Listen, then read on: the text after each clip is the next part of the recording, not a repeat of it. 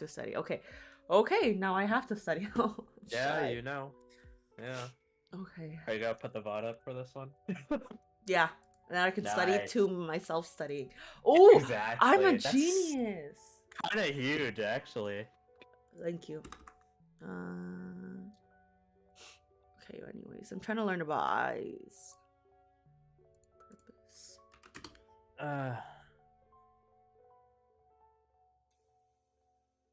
Do you need royalty-free study music? No. Thanks, though. Okay, nice. Gotta be careful for that copyright, bro. Nah. I'm just kidding. I'm just kidding. Damn, bro.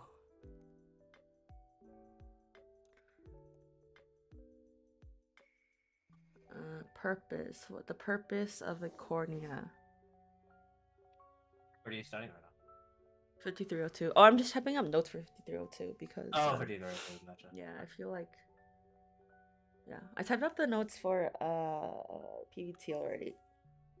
Ah, I see. Is there an important recursion Cool, which cool, I would cool. like to enter and become focused? So 3 layers.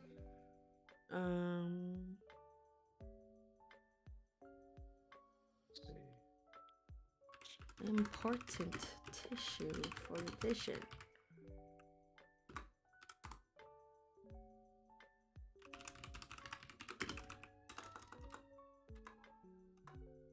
Can you hear me clicking? I heard that last click, but I don't hear you clicking. Typically. Oh, really? Yeah. How about that? Nope. Really? Yep. That's weird. I feel like. Okay. You feel like it's really loud, or No, I can see the sound thing on what you would call it. Curved. Transparent. Where'd my phone go? I lost my phone. Oh, it's right here.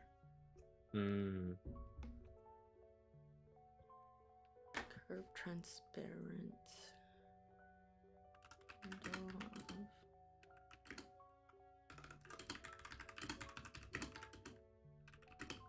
Let's focus.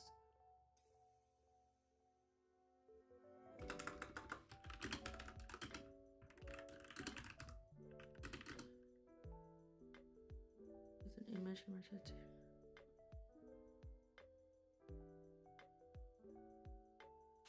Okay, it says becomes focused as an image in the retina to give rise to the vision process. What does that mean?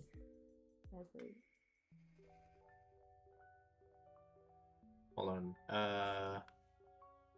It's okay, I got it. It's okay. I think so. Oh, okay. I'll figure it out. Thank you. Thanks for nothing. Okay. Yeah. No. You're doing great, sweetie. Keep it up. You're doing great, sweaty. Keep it up. Yeah, sure. Becomes focused. Doing great, sweaty. As an image to give rise to the vision process.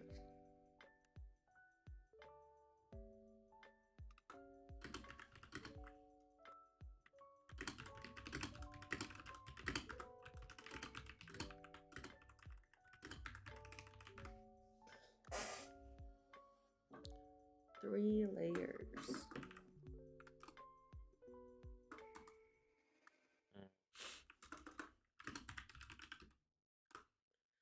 I have to turn all of these into study guides after. Yep, it's gonna be fun. Right. Fun.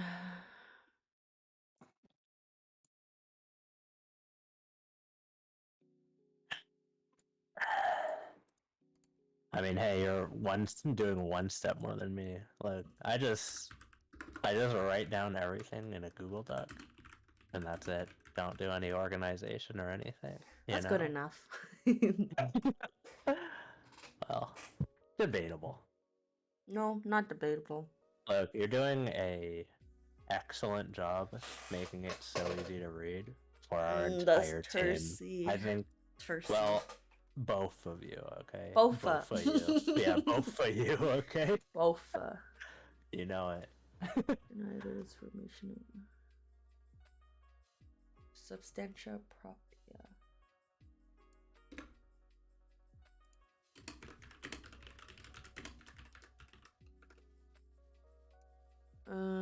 Cornea came.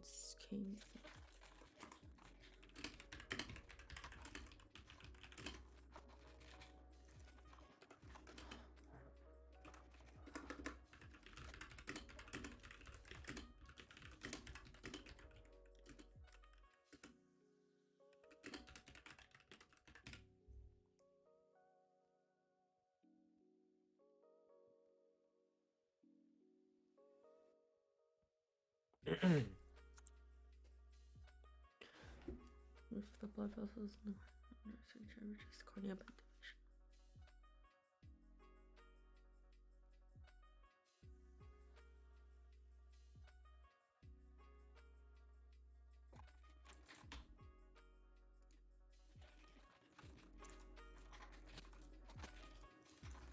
Do we have a lot? Oh, there's 53. I see. Is that for tomorrow's lecture? Or? Tomorrow, what's tomorrow's lecture? I don't know. Let me see. Yeah, let me check too. Ophthalmics. It's just on a to-do list, so. Okay, it's just ophthalmics. So yeah, there's tomorrow's, I guess. Yeah, I mean that's the only one up for that class. Oh, okay, I see. Like none of the other for that class is up yet. I see. Well, yeah, Dr. Huang's stuff isn't up yet either. She's so cute. Oh, actually, wait, What? Oh, we're done with Lambros. I completely forgot about that. Yeah, I know. It's so sad. Yeah. Well, we have Dr. Huang, your favorite. She's so cute.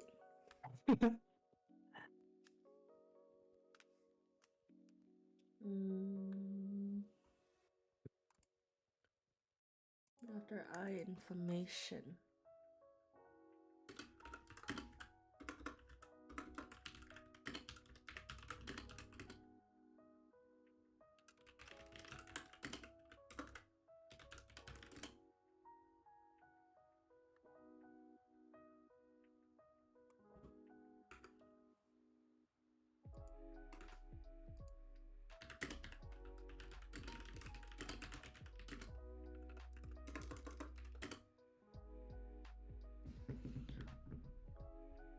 Cornea under.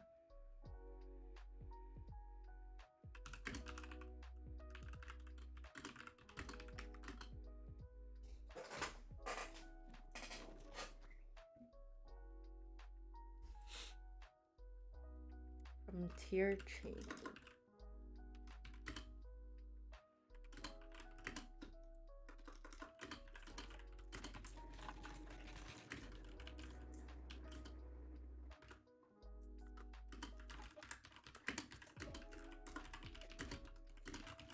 I'm about to give up on this. So long. I mean, I'd rather be making study guides, you know? and you should do that. No, but someone has to read this. I can do it for you. No, I got it. Thanks, though. Okay. I mean, if you want to make study guides, I can just copy paste everything. I really don't mind. No, I got it. Thank you. Oh, are you rewriting it into your own words too? Yeah. Dang, what jam. And then, so Regina doesn't complain.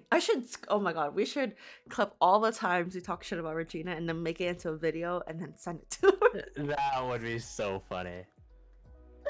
God, we seem like such mean people. That would be so fucking funny. She's gonna be like, did anyone even write down the notes yet? Oh, she's so funny. Regina. She said, I like sugar in caps today. Right now? Oh Earlier, like an hour ago. Dang. Yeah. I like sugar. Y'all are very What? interesting people.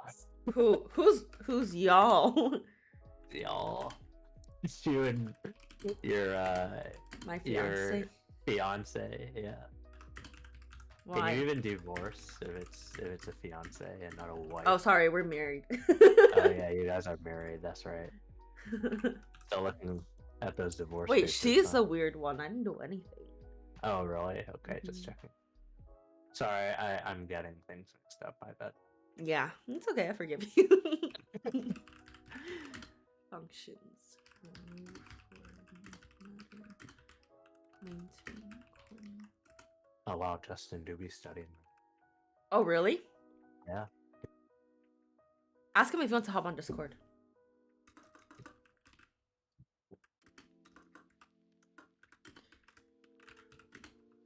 But then also tell him I'm streaming.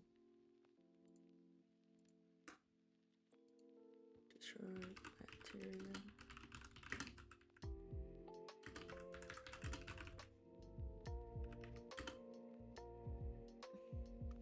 I asked. I don't know when he will answer. Okay, sounds good. Thank you. Of course. He wanted to meet at like a boba shop or something today. Yeah, I Later. heard. What? Yeah. Did I tell you that already? Yes, you did. This is so awkward for me. You're really good at this. I Yeah. believe. You're fine. Don't even worry about it. I don't worry about stuff. Okay, good. I'm glad.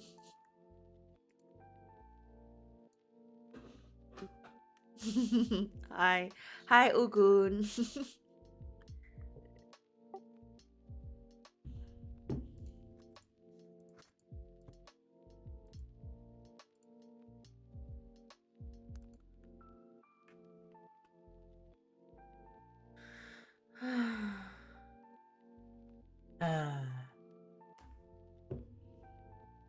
Let's see.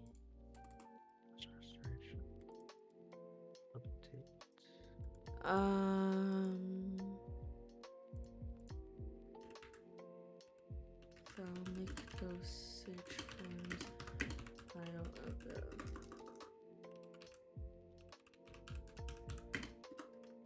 forms.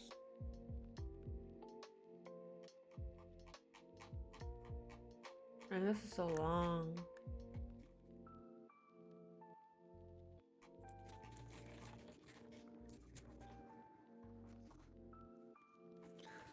Okay, we have this.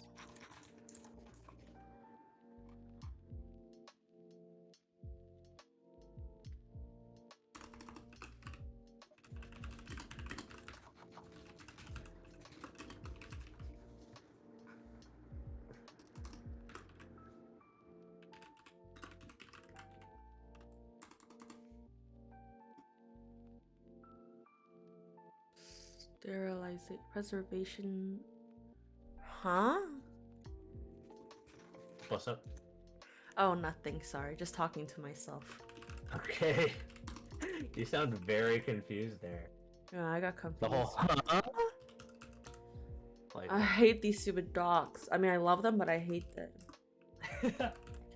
Like, I appreciate that she writes. I mean, she has all these like written out in detail, but also like it's kind of confusing sometimes, you know? Yeah.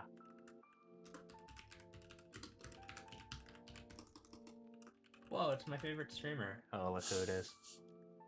Who that? Just kidding. Oh, I have no idea. The greatest danger when instilling.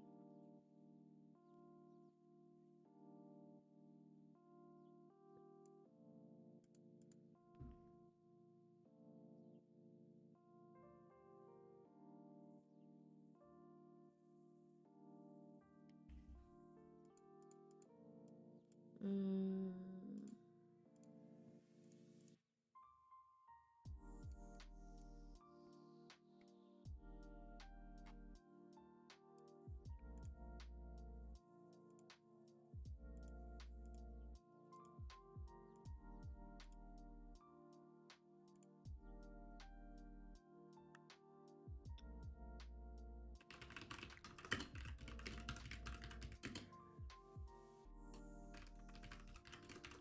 Prevention.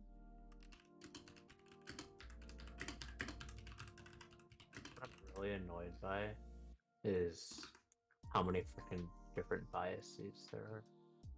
Oh, dude, I know. Freaking cannot. I feel like I need to make like flashcards for these or something. Yeah. Do them. Quizlet them. Quizlet, you're so sweet. For suggesting Quizlet. Thank you, you know? Yep. Some totally. might say I'm a genius. Oh yeah, that's so crazy. Yeah. I haven't heard that one before. Let's see. Biases.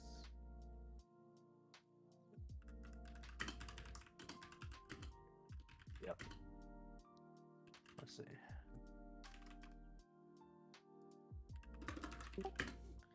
We're gently downwards.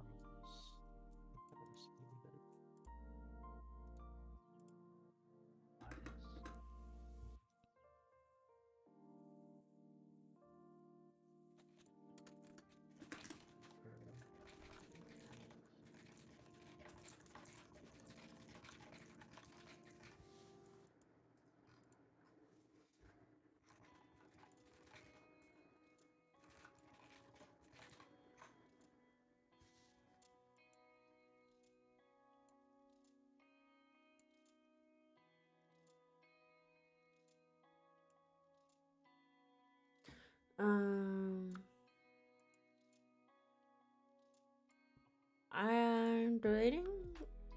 Let's see how much. I'm taking notes backwards now.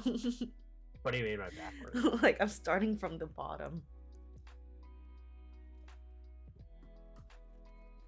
What does that mean? Like I'm starting from the bottom of the dock. Oh, I see.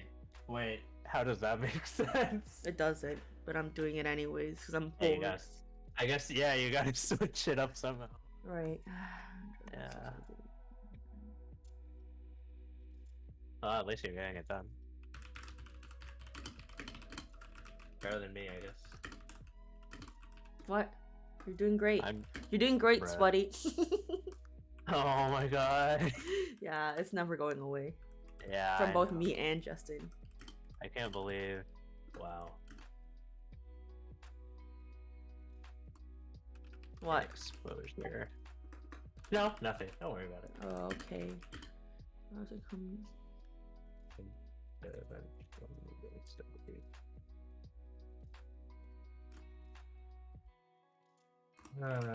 Information bias.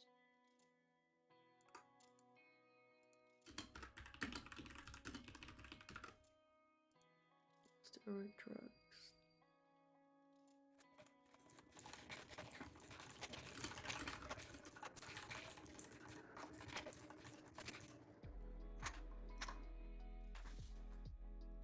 Oh wait, I'm stupid. I just What? typed down the exact same definition for performance bias and information bias. Really good at this. Performance bias is when you pick, like, you treat one group differently over the other, right? Yes, correct. I remember that example that Justin and you and me, we were at school. Remember that? I forgot it, but I just remember that. Nice. For example, like what would be performance bias? If, when he's nice to you and not to me. Sure. Yeah. Like for an example that he would probably ask, it's like when whoever is giving the medication treats the placebo group different from the treatment group, right? So Right. like if they're not double blind or whatever, right? Right. Then like they would know exactly which is the placebo, and they might like slightly, you know, treat somebody differently based on what group they're in. If that Right. makes sense. What's the other one you were talking about? Information bias? Yeah. What's that one? When the information collected is wrong. Yep. Or there's error in the collection, something. Yeah, like measures and or like errors in measuring and collecting the data in general. Okay, thank you. Yeah.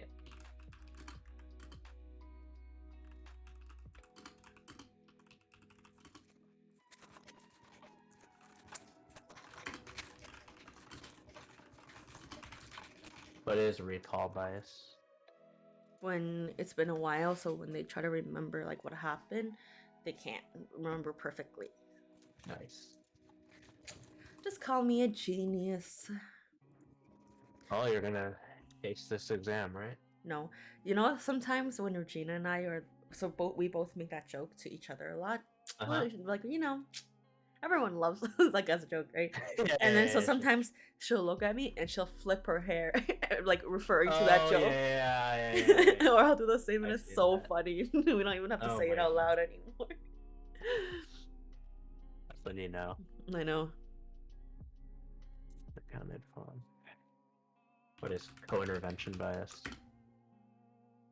When co-intervention, when there's a potential like other treatment that's unknown that's happening at the same time or something. Uh-huh. Can you think of an example of that? Like, no. No. So for example, let's say in this study we're testing a new blood pressure medication, right? Gozartan or whatever the fuck Rousson said. So let's say we're testing that, and we bring in a bunch of like high blood pressure patients, and they try testing the medication. Let's say some people in the group did not basically say or tell the people running the study that they're already taking another blood pressure medication already. Oh, I right? see. Yeah. So that would be a co-intervention, right? So like, because they're taking another medication that might be actually helping their blood pressure along with the treatment, they can't necessarily say that, the new drug is the one that's actually being effective. Right. Yeah. Okay. Got it. Thank you. Yep. I'm just saying shit. Liar. What do you mean? I don't know what you're talking about. Liar. Why am I lying? Explain.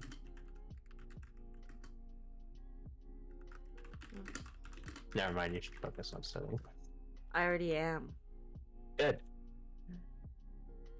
Look at you, star student.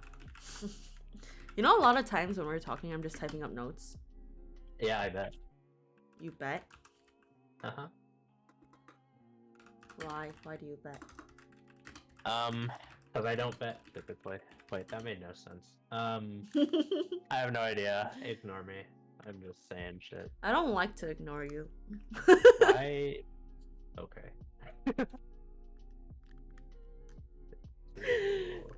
Too gross. Why do you always sound so confused? Okay, I'm not actually confused. I just sound that way as a baseline, alright, Rachel? Like, Fine. Fine, Mr. Edgy. What? Come on, man. I'm just trying to, I make It's myself fine, laugh fine. so much. Yeah, I bet. Why is selection bias important? Selection bias is important because then the information would be in biased. Thank you. Because the people who volunteer or show up are the people that want to or are willing to, and so it doesn't take into account of the people who don't volunteer or don't show up. Right. What is like sort of like the problem with selection bias? I don't know. What is the problem? Okay. So it's in observational studies, it's like Oh, really problematic because you can't really control baseline characteristics of people. right. I see. Right? In experimental studies, you can sort of like actually look for that kind of thing. Right? But if Oh, you're I see. observing people, then you can't necessarily like control their life necessarily. Right? Darn it. So the big thing is like all studies will have selection bias, whether you like it or not. You just sort of like have to try to minimize it somehow. Right. Yeah. That makes sense. Yeah. Thank you.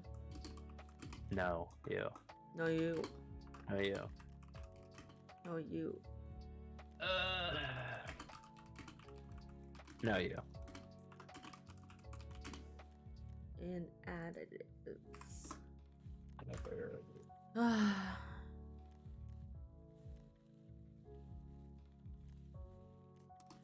Okay, I'm gonna finish this section and then go away from this because this is stressing me out. Yeah. Thanks for doing all that. Yeah. No, you. No, you. No, you. No, you. No, you.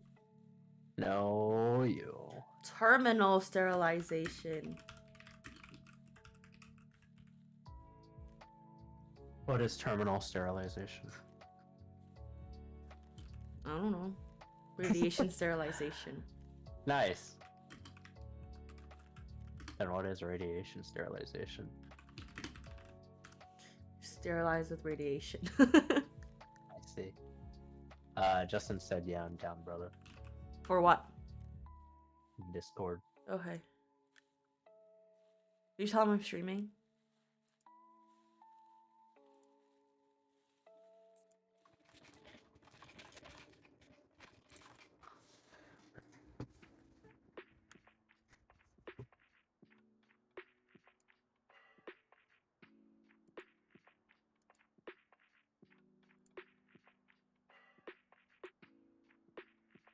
Yes, I did. Okay.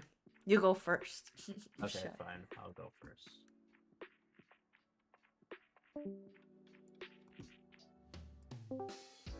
Hey. Hello, Justin, I'm streaming. Oh my goodness. Oh my goodness. I don't see it. What do you mean I don't see it? I don't see it. You don't see what? Your stream. Oh, that's not what she means. Oh. Not on Oh, Discord. Not on Discord. Not on. I'm Oh, this streaming is on so Twitch. Yeah. On... Oh, you're streaming on Twitch. Yeah. I was like, what? Thought I was supposed to be looking at something. No. you're good. That's exciting. So, what are you streaming? Studying. Just go look at it. You won't. I just sent you it. I bet I won't. Oh, got him. Fuck you. I hate you. My man, let's No! go. All right. Alright. You're whack. Yeah. Excuse me? That's so awkward. Damn. Got him good. Life is so hard for me. My man just goes crazy. Besides sterilization.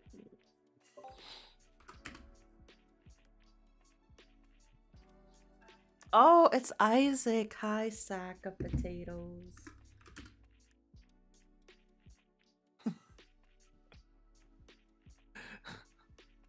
Sack of potatoes. Mm-hmm. I'm gonna be Oh boy.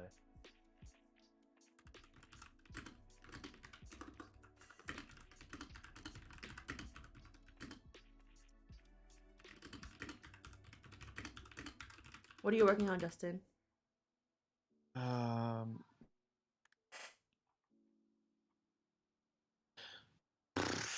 Rusan. Your son. Do you want Yeah. us to go over the stuff? Because Andre's really good at it. Uh, If he you're good at it. he taught me and Regina. okay, that's a little bit of a stretch. Okay, I don't think so, actually. I was learning that stuff along with you guys. To be honest, I was just. Yeah, I heard saying you guys to were there till like 10 p.m. So impressive. crying. Rachel kept me there the entire day. I Rachel. couldn't escape. I did no I such couldn't thing. escape, dude. I did Yeah. no such thing. I was trying to leave the entire day, bro. It is cruel and unusual punishment. Okay, fine Actually. now. We won't say next time, Justin. No. You can stay with me. No. Since you insist, it's a cruel and unusual punishment. We won't say it's cool then. It's... No, it's unusual punishment for Andre. For me, you can stay. I No, don't mind. Andre chose to stay. What the? Fuck you guys. I can't believe Rachel kept me there. I did no such thing. Hey, don't say that. That's kidnapping. Oh yeah, that's true. Sorry. But yeah. Yeah, please. Yeah, Someone by man. force. Rachel You have what? literally trapped me there for hours and hours. Didn't even do it. Justin, you have lab this week. They You do have lab lab this week. Yeah. Yeah. No one else has lab? Oh, Regina has lab. Regina has lab. yeah. Regina has lab. Regina has lab. Regina has The lab. three of us have lab next week. Yeah. It's Well, so- actually, we have lab on that Thursday, right? Thursday. Yeah, you guys have lab on Thursday. We have lab Oh, with and that Dr. Nguyen. Thursday. Oh, I should update my schedule. Yeah. Get your white coats, kids. Oh, Right? true. Oh, I almost forgot. I also almost forgot. Okay, you have until Thursday to remember. You're right. Thanks for the reminder. What if I Justin. don't remember? Anytime. Well, that's unlucky. Okay, oh well.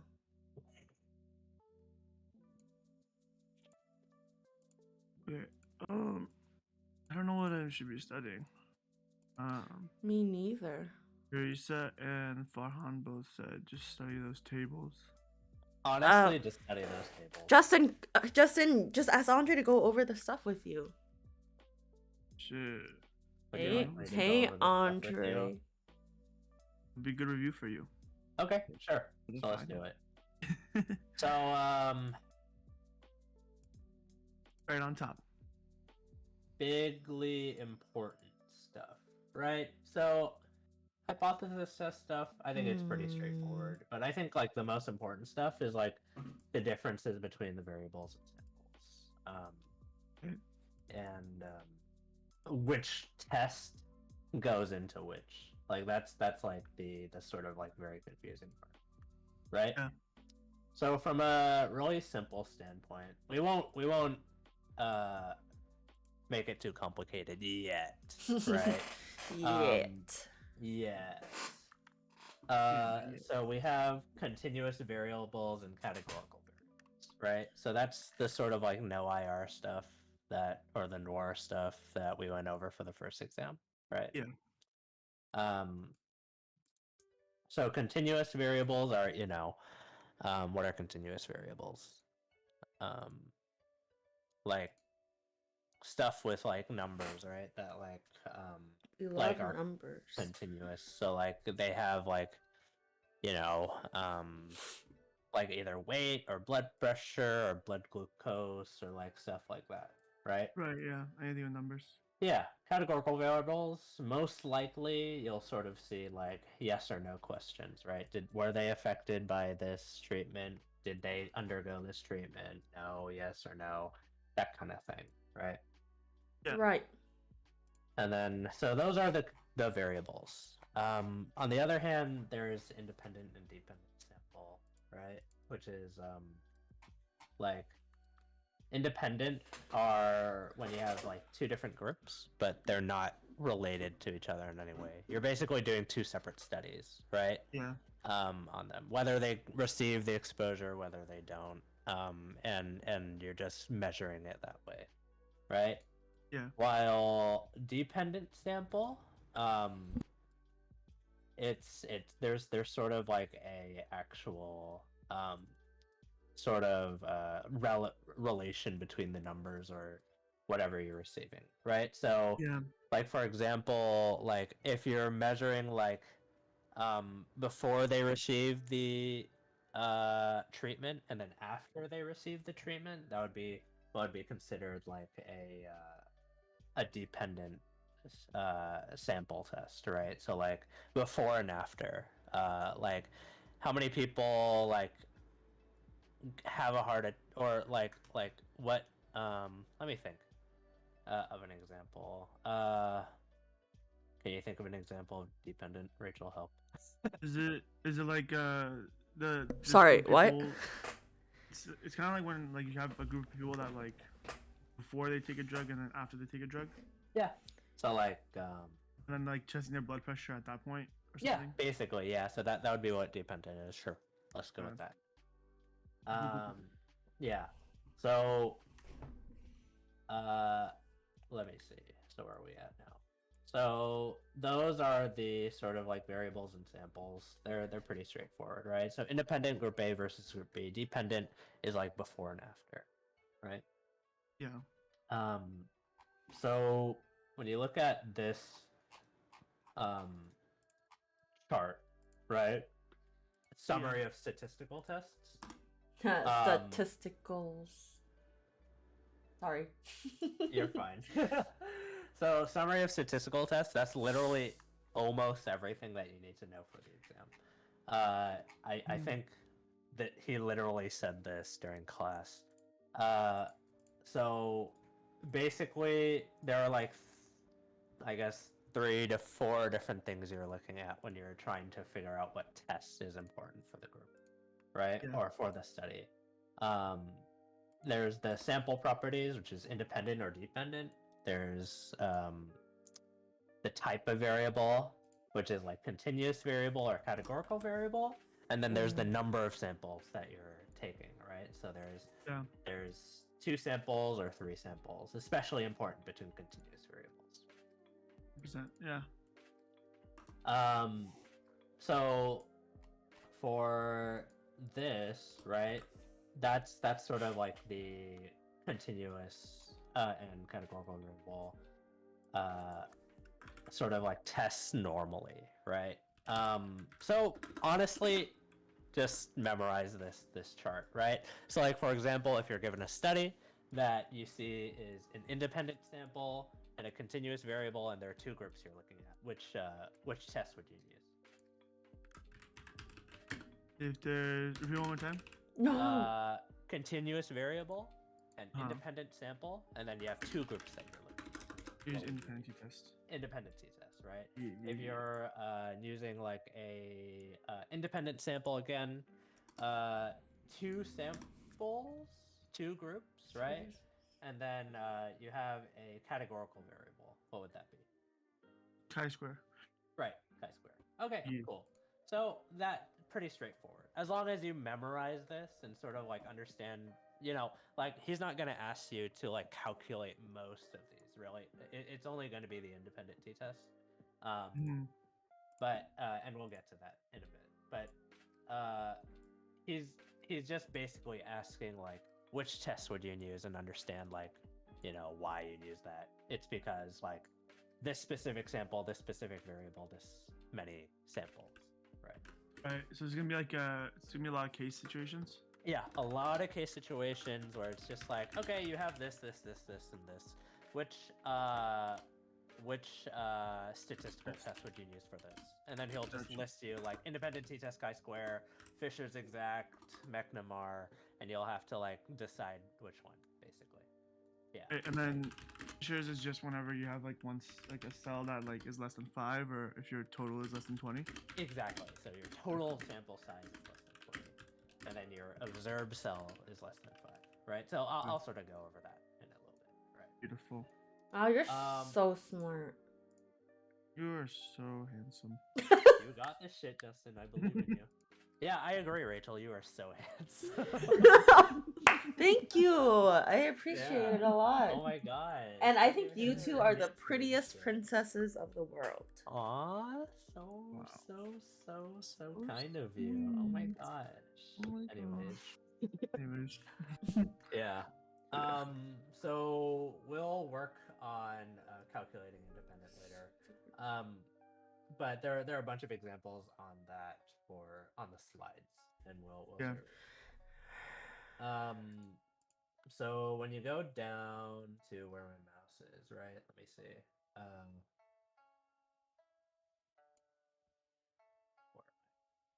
I clicking? Okay, yeah. So right over here. So one more additional test that we have to deal with, right, is when there's a continuous variable, and then instead of 2 groups, there are 3. Okay. Yeah. So when there are 3 groups, we use a test called ANOVA instead of the independent or dependent. Oh no, independent t-test, right? Yeah. Because ANOVA just works better in this case. ANOVA, an important thing about ANOVA is that when you're looking at an ANOVA test, the important part is that you're basically trying to explain the variance. It's basically called a variance test, right? Yeah. You're basically trying to explain the differences between the different means that you're getting, right? That you have. Right.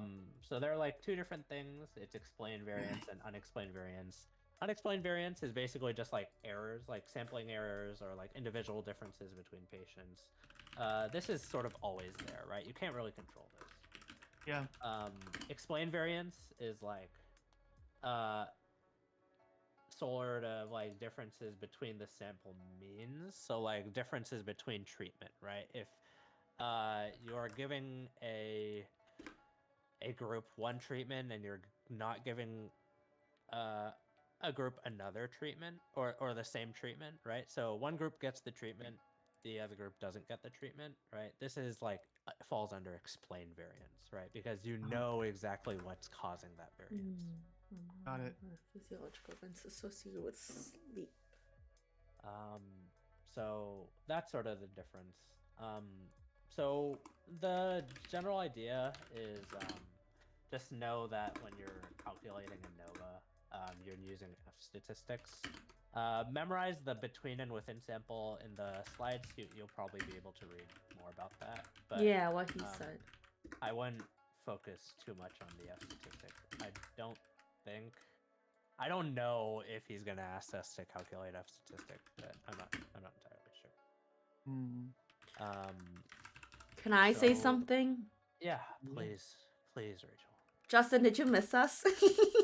Oh my gosh. So much. I know. It's okay, buddy. You're almost there. You can see us soon. That's all I wanted to say. Are you back from home already, or are you still home? Still at my parents' house, but I'm gonna leave Nice. a couple hours. Gotcha. Nice. My hands are so cold. So to sort of summarize one more time, right? Like, if you get like a continuous variable, you have 2 samples, and you have a dependent sample property, what test would you be using? You have a Hi, Nora. Continuous, dependent, and Continuous. 2 Oh. groups. use a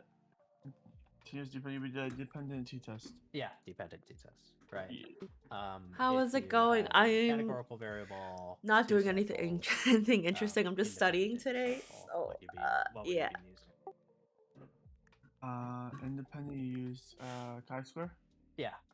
Let's say if the same exact stuff, but let's say the total sample size is under 20. What would you What be the? Fisher's exact. What Fisher's did I exact. do? Nice. Perfect. Okay, great.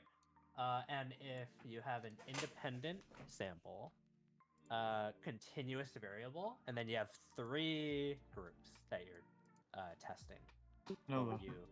Nova. Perfect.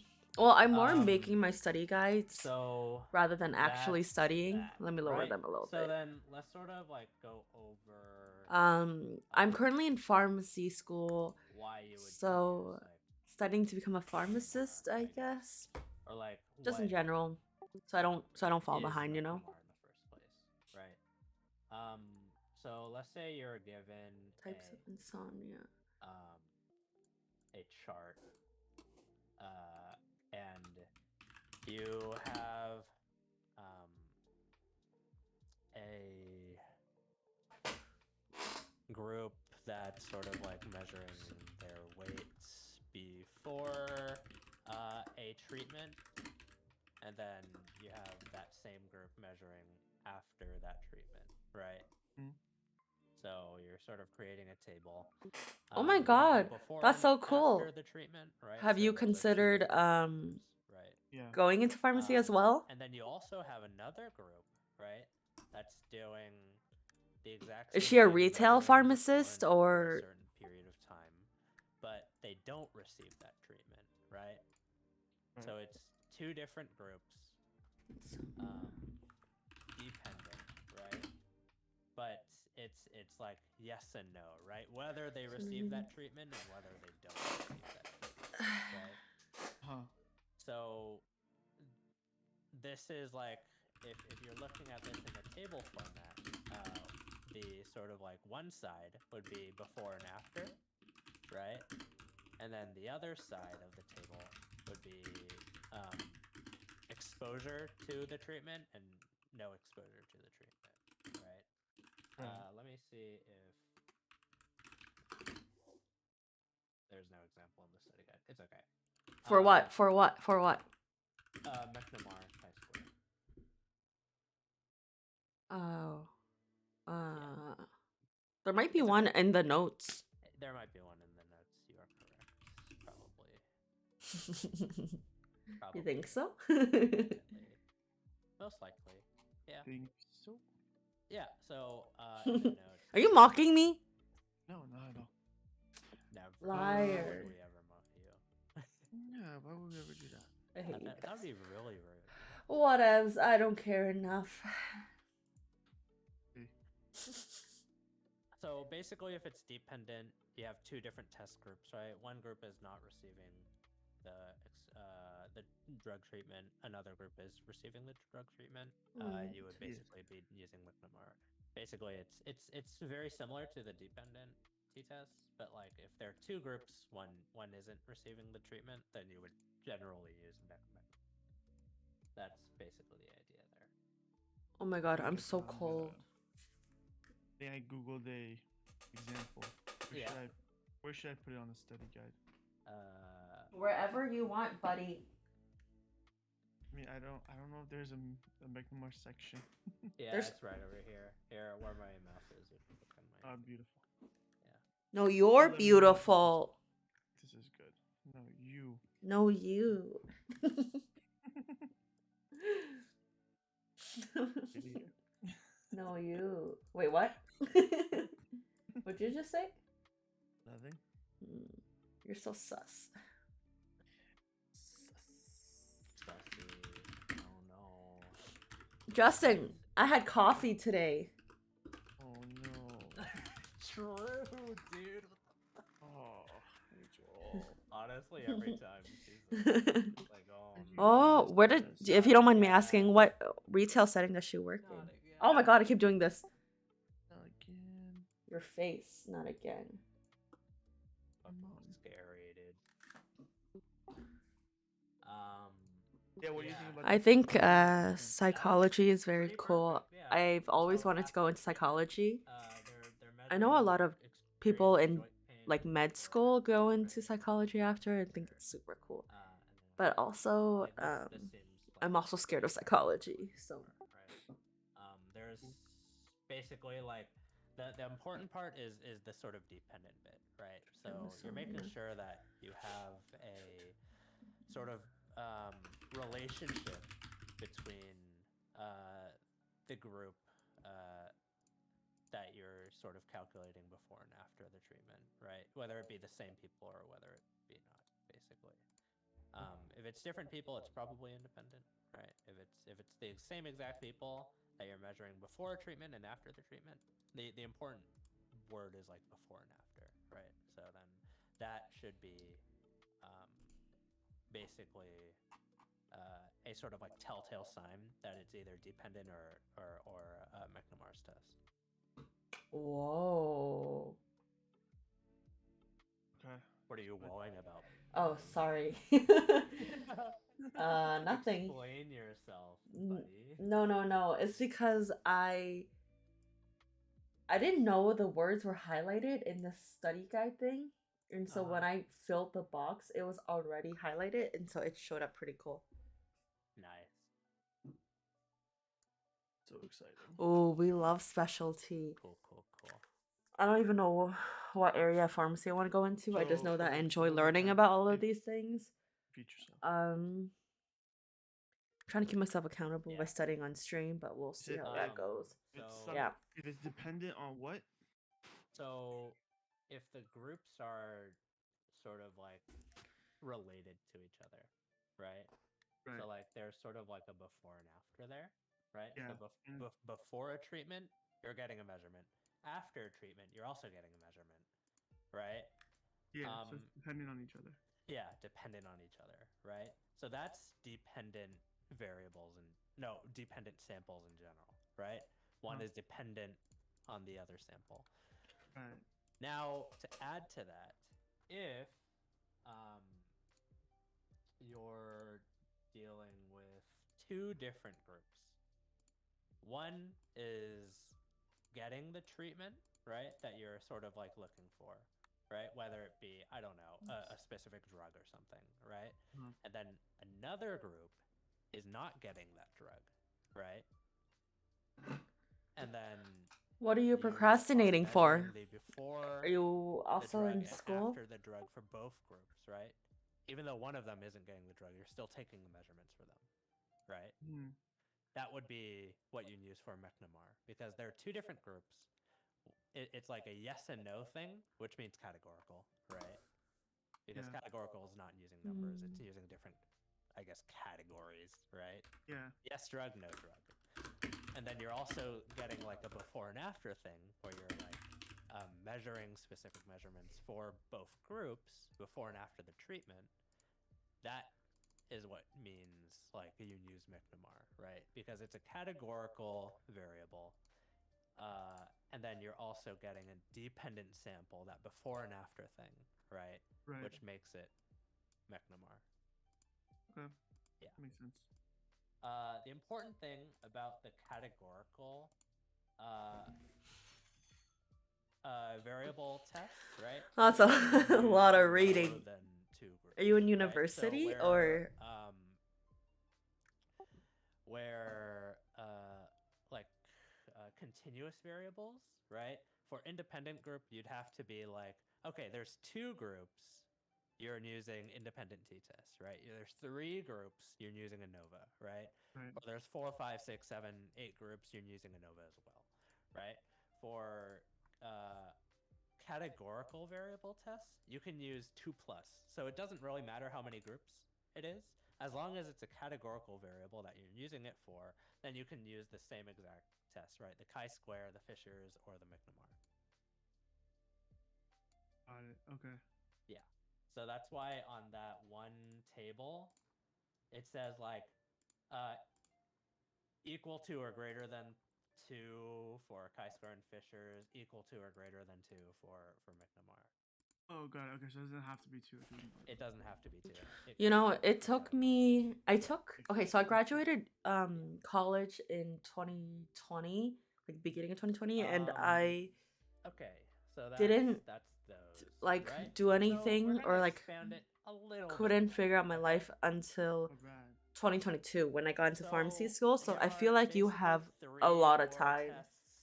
I feel like most people don't know until like like way later on. So you're chilling, honestly. We're basically adding no pressure at all. one more qualifier for when you use these tests. You don't have to know exactly like how to do these tests. You just have to know like why we do these tests. Oh, okay. So uh now we go into like non-parametric versus parametric tests. You go back to the study guide for mouses. Can you tell him? Can you tell him our joke? Our you should joke. Tell him our joke because I don't remember things very. You don't remember my joke? That I'm is so so rude. I'm Wait, so you sorry. actually don't remember it? Okay, I Justin, you ready for this? So, Justin, you I ready? guess so. It's really funny. So try to hold back your laughter a little bit. You know, Okay, no problem. So parametric tests are always based on assumptions. Okay, so for example, if you have like a set of data. Excuse me. Sorry. Who is it? Who is it? Huh? Who is it? Doesn't Anyway, Okay. so your joke, Rachel. Oh yeah. So parametric tests are based on assumptions. So like for example, one of the most common ones is assuming that all the data are normally distributed like across like your thing. It's not like skewed to one side or anything, right? So it's like almost saying like, oh, there's not gonna be any outliers because whatever comes out is gonna be like part of the normal distribution. And non-parametric tests are based on no assumptions. Okay. Okay. And so if like your data is like all like messed up and like skewed to one side, then you want to use a non-parametric test. Okay. Okay. If the data is not skewed to one side, you want to non-parametric. No, if it is skewed to one side and it's all like messed up and not, yeah. Yes. So our joke is that you know Regina's always making assumptions and and being that girl who's like, you know, I just assume that no one did this already or whatever. You know how she is. Yeah, per usual. Yeah, per usual, exactly. So she is a parametric test. That's yeah, exactly. That's all. I can't believe Regina's a statistical test. She's a statistical test. Statistical? What the? Yeah, that's what Regina is. I mean, Regina. You guys are so intelligent. Thank you. You're welcome. Love your jokes. Thank you. I work hard out here. Nice. I can tell you really work hard for it. It's so funny though. It's so fun.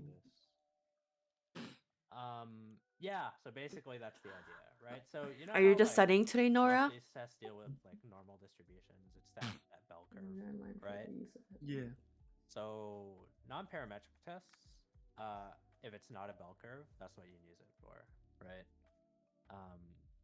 But on any exam or whatever or anything, if he doesn't ask you for non-parametric tests, don't use the non-parametric test, right? If he doesn't specify that this is not a normal distribution, or this is like, let's say he says like, this is like skewed data, like left skewed data, right? That's when you would use the non-parametric tests. Or like if he's saying like, this data is not normally distributed. Are you just studying today? Is that all you have planned for? Non-parametric tests, right? So because that's all I have planned for today. Specify specifically to use that sort of stuff, like skewed data or this data is not normally distributed. That's when you would use non-parametric. Okay. If he doesn't say anything about the distribution at all, then you use all the normal tests that we already talked about, right? So that the chi-square Fishers, McNamara, independent, whatever, right? Right. Yeah. So now, the non-parametric tests only change the continuous data test. So categorical data, if you find categorical data, you will still use chi-square Fishers, McNamara. That does not change at all. Okay. Right. So on the bright side, if you see any categorical data, everything's going to stay the same. Okay, everything that we already talked about. Yeah. Whether it's parametric or non-parametric. Yeah, whether parametric or non-parametric doesn't matter. Okay, but the continuous variables unfortunately change. Okay. Okay.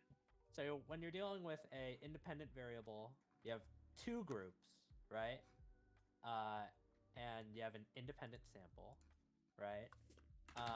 You would be using something called the Wilcoxon rank sum. It's in this chart right over where my mouse is. Yeah. So Wilcoxon rank sum, or it's called Mann-Whitney. He could probably say either one of them, honestly. Yeah. So that's when you're looking at. Like, I love shopping. Don't tempt me. I just bought a Keurig because I've been spending too much money on like Starbucks and cafes and stuff. Or like Scoot. That's what he would. Like I bought it today. And it comes today. I'm very excited. What are you shopping for? You would use the Wilcoxon sign link. Okay, so I don't know. Like, I think Rachel made a joke, or it was either Rachel or Teresa. I can't remember. Somebody made a joke about like how I think it was Rachel actually. You like rank the sums first, and then you sign the rank. Like when you make a law thing, you know, you rank the sums and then you have to sign the ranks after. You know, you do the thing and then you sign the thing after. Bless you. Thank you. Bless you, my friend. Thank you, my friend. That's a good one, Rachel. Good job. Really? You think so? Yeah, sure. Incredible. Fantastic job. So yeah, so that's the difference, right? But like if it's two groups, you're either doing one of them, right? The Wilcoxon rank sum or the Wilcoxon sign rank. Or if you want to call them different names, Mann-Whitney test and then Wilcoxon sign rank test. Right? Yeah, no, definitely not. Yeah. Yeah. It gets kind of cringe. So the one that's replacing ANOVA, right, is the Kruskal-Wallis test. Okay. Where is your go-to for jeans? I think. Variable, you're using have you ever tried Abercrombie? Jeans, they are so expensive, but they're so nice. Just know if it's non-parametric, data's skewed, or data's, not normally distributed. Kruskal-Wallis test. I forgot. I don't know. Rachel said something about Emperor's New Groove or something. I can't remember. Wait, what? Kruskal-Wallis. Oh, have you ever watched Emperor's New Groove? Yeah. What's his name? Cusco? Yeah. So yeah, something like that, right? And basically, you know him. He's all about the fame, like the royaltiness, everything like that, right? Right. So when it was just him and that evil lady, he didn't like that. Like he knew she was trying to mess him up real good. He only wanted to be like around a lot of people, like at least her and then someone else, so that he stays safe. So therefore, you only use a test, the Cusco test thing, when there's three or more. When there's three of them or more. Good job. Him, the lady, and someone else. You got it? Yeah. Emperor's New Groove. Emperor's New Groove. Get it? Nice. I get it. You really? Yeah. Okay. Alright.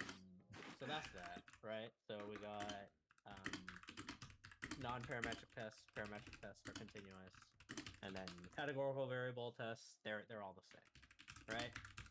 Yeah. So let's review one more time, right? So let's say we have an independent sample continuous variable. There are two sample groups that you're looking at, and let's say the data is not normally distributed. Which test would you use? Rank sum? Yeah, Wilcoxon rank sum, right? Wow, good job.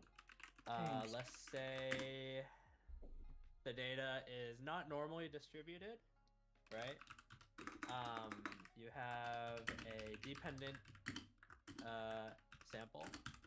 You have four sample size, right? So 4 groups, and you have a categorical variable. What would you use? Categorical for, you said dependent? Dependent and not normally distributed data. McNemer? Yeah, McNamara, whatever. Wow, you're a genius. Very nice.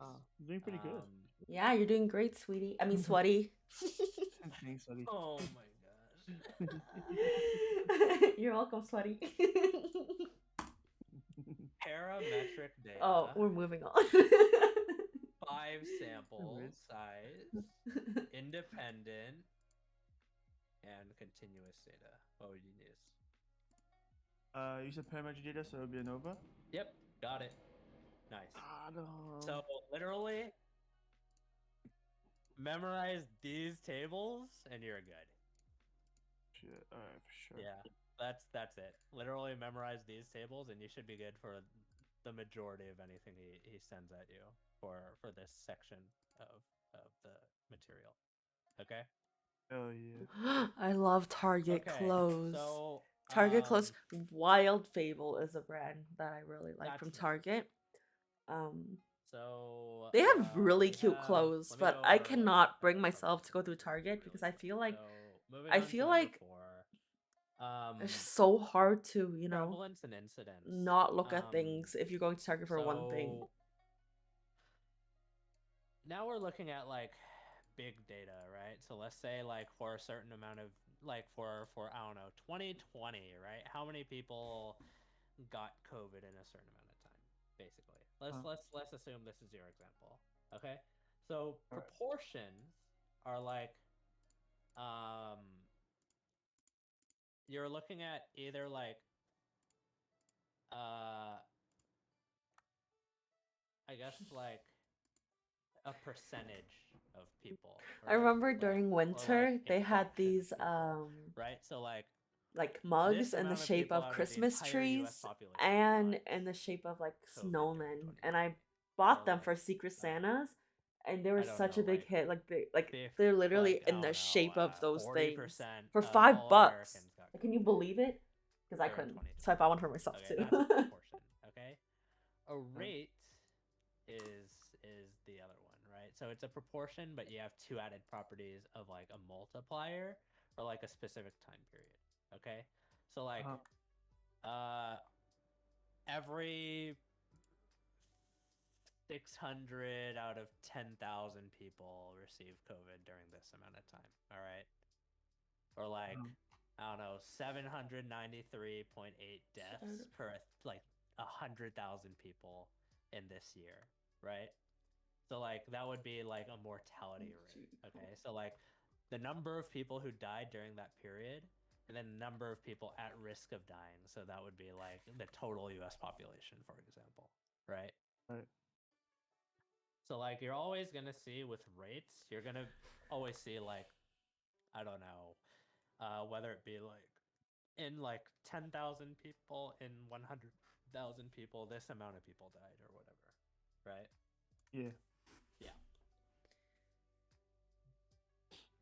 Okay. So I will share it with you on Discord later today. I need to find it You're first. always going to see prevalence in a proportion. What I had brought for Secret Santa, or sorry, White Elephant, last year was proportion a snowman like mug, like, for example, the prevalence with this hot chocolate man, like a man like made of hot chocolate, like this mini man, time, right? And it's so like your, like and on the box it said your perfect man. You're a perfect chocolate man on there. Like, so I gifted them together. So whoever opened it got a mug and then also a chocolate man of that disease state or whatever, or over like the total amount of people in the population at risk, right? So like for example, in the US, I went to this really sweet girl in my class, and I feel like she thought it was funny, and I'm glad I didn't go towards someone who was like sassy and have edgy and obesity, wouldn't right? So, appreciate like, the joke. the But I prevalence was of like not sure obesity if it was in appropriate because I women brought it to a white elephant for in the pharmacy U.S. school in for my class. 2008 So is that was a 35.5%, little risky, but right? Oh. So the percentage part is the important part in that prevalence bit. Okay. Okay. Yeah, that makes sense. On the Thinking other of, like, hand, yeah, what's up? prevalence and percentage. I was thinking of it like prevalence percentage. Yeah, prevalence percentage, right? Yeah. And then incidence, on the other hand, is like the number of people, right? So you're not looking at a percentage; you're looking at a fixed number of people per 100,000, let's say, right? So let's say you're looking at 25 new cases of neuroblastoma occurred per year per 100,000 births, okay? In 1995, right? So you're looking at a new number of cases, right? So like, let's say, I don't know, like you got 600 cases per 1,000 people, in the U.S. in 2020, for COVID cases, right? So like, it's a specific number of cases instead of a percentage of people. That makes sense. Yeah.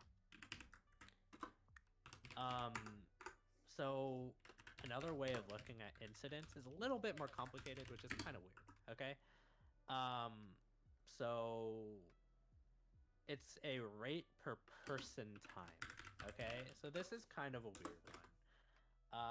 Let me see if we have an example of this somewhere. Rate per person time.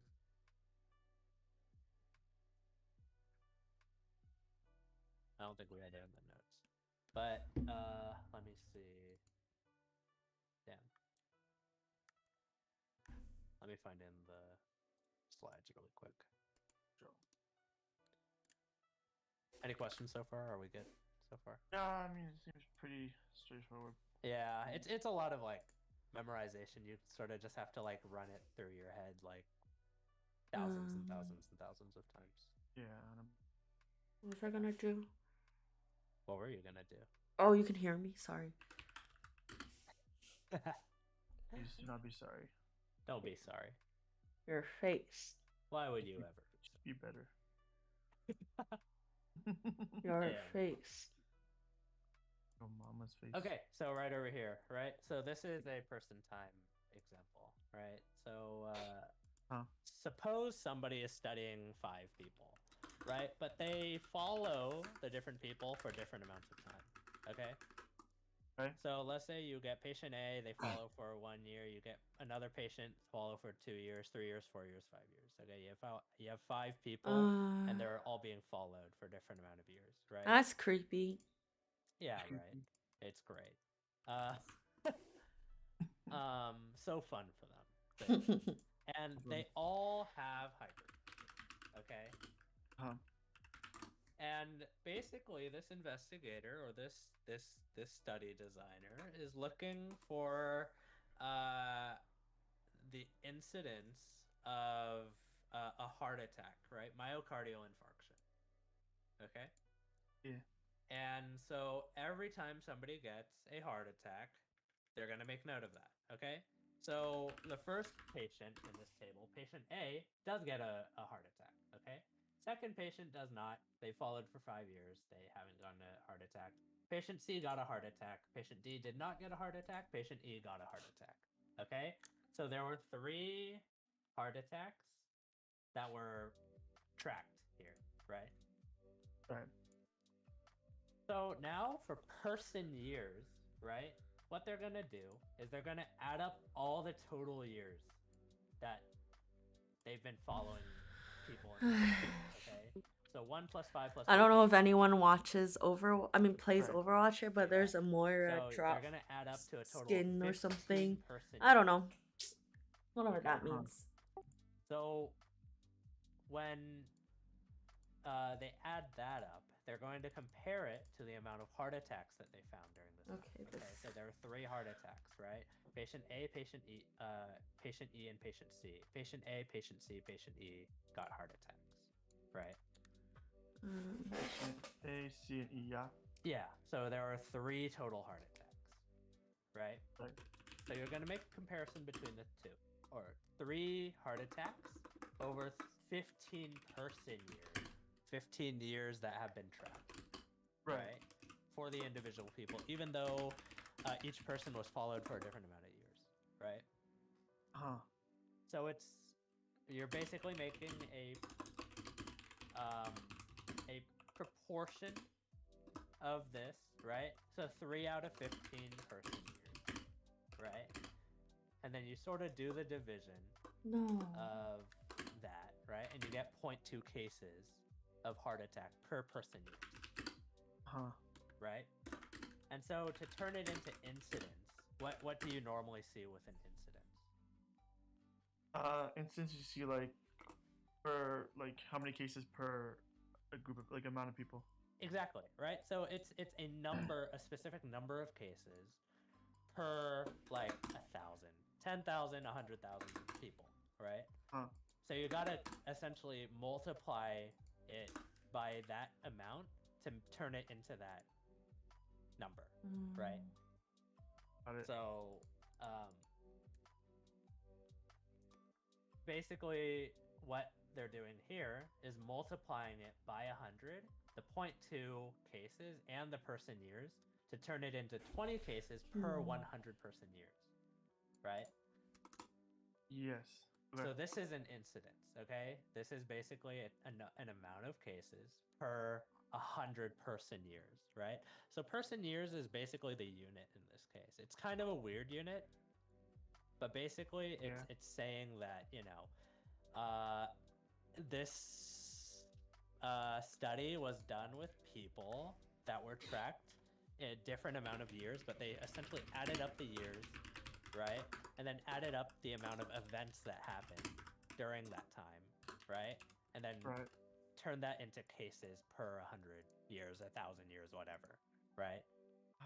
So that's the unit per 100 person years, basically. It's just another unit of incidence. Okay. So that's essentially the entire idea of incidence and prevalence, right? So prevalence, again, prevalence percentage, right? Yeah.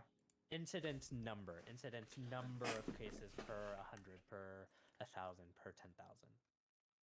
Makes sense. Yeah. They're pretty straightforward. Cool. Yeah. What's he like? What's something he asked like about prevalence and incidence? Like, does he ask you to like find like what's the incidence and you have to do like the math that's done here? Sort of. So let's see. Let me take a look. So like let's say he's looking for incidents, right?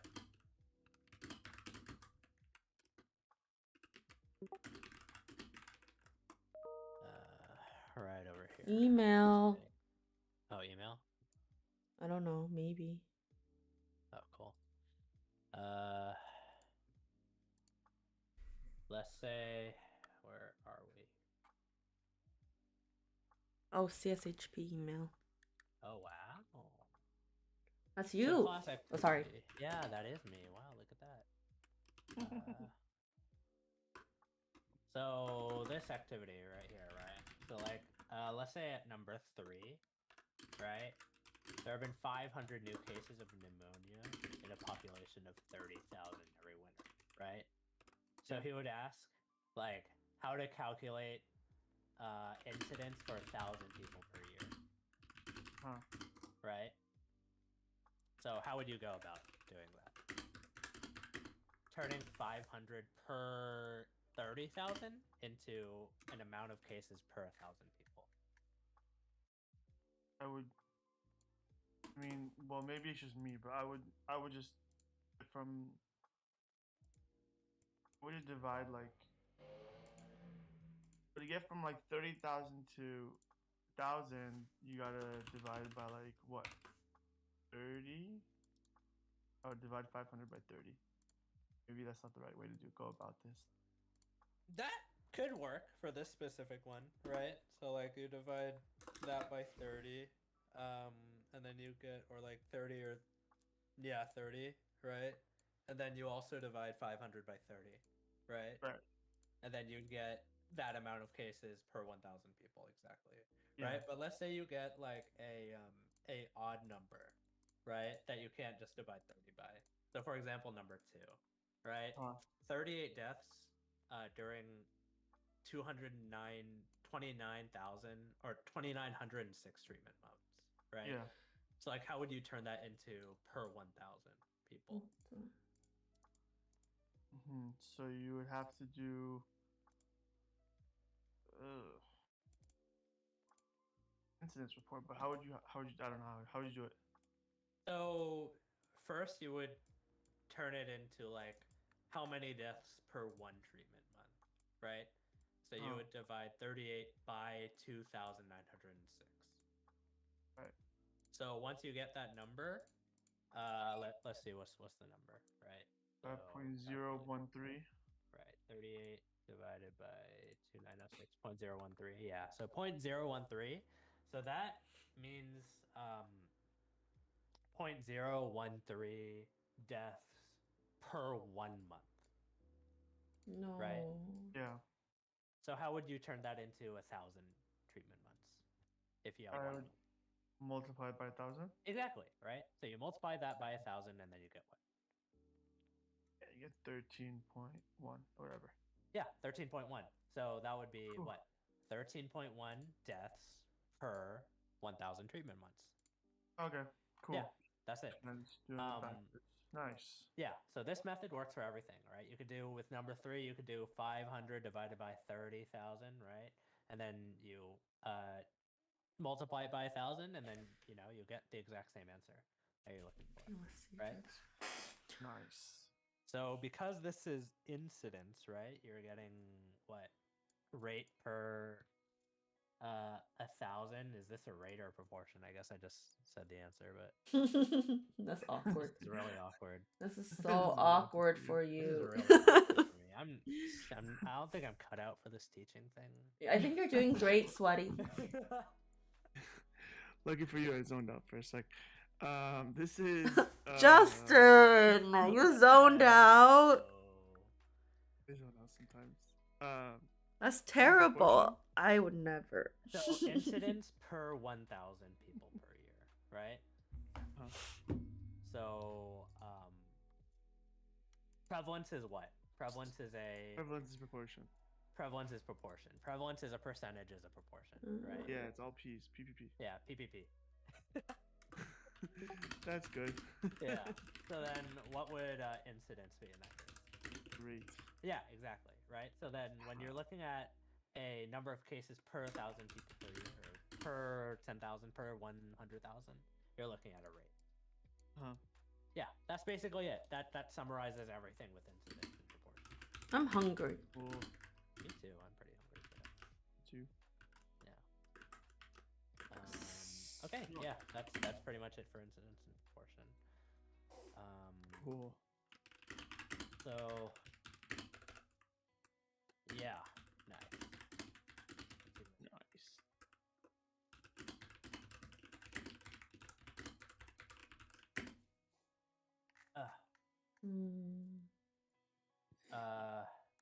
Okay. So I'm getting pretty hungry.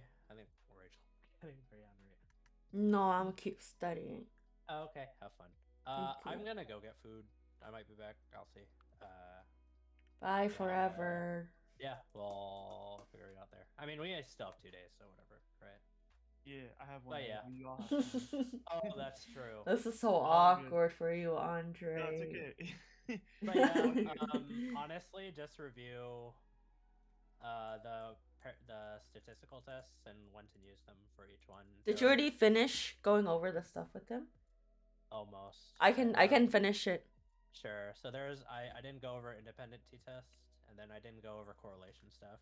Wait. Let me pull up the study guide. Hold on. Sorry. Nice. Okay. Give me 1 second. So then I can, before you leave, Okay.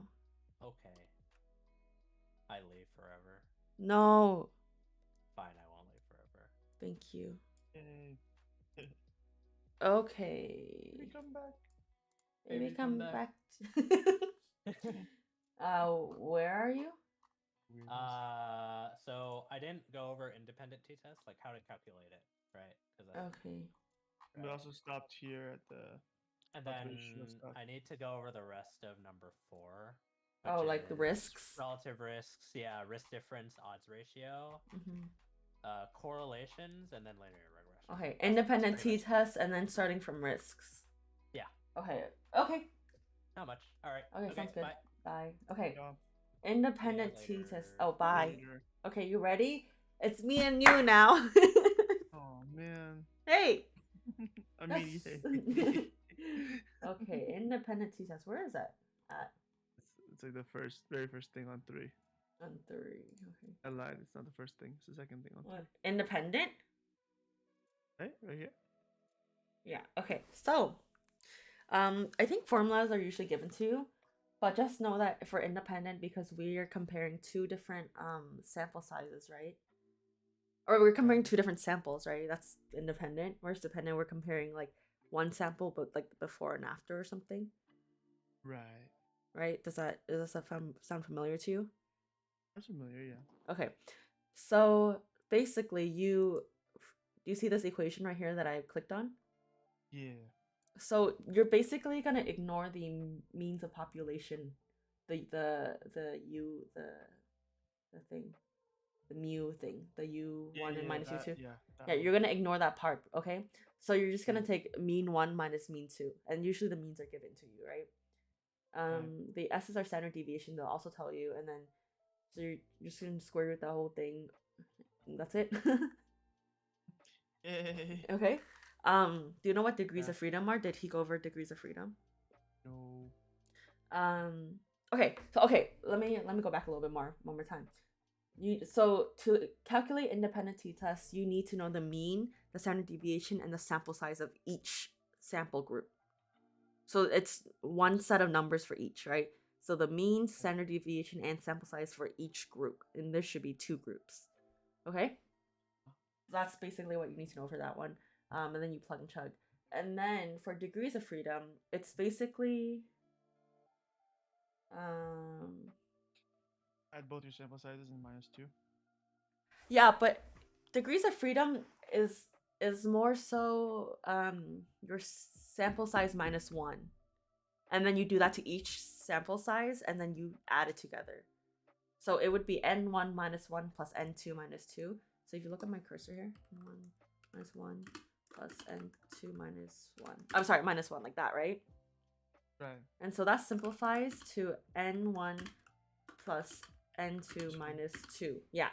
So it's more each sample size -1 rather than like you add it and then you -2. So like when you do the other ones, like degrees of freedom for the other ones, just know it's every sample size you -1. So if you do like ANOVA, right? You wouldn't do like -2. You would do every sample size -1. Right, yeah. Okay. You use the degrees of freedom to look into the appendix, whatever it's called, to look for like the p-value or whatever. But I don't think there was too much of that on the test, if I remember correctly.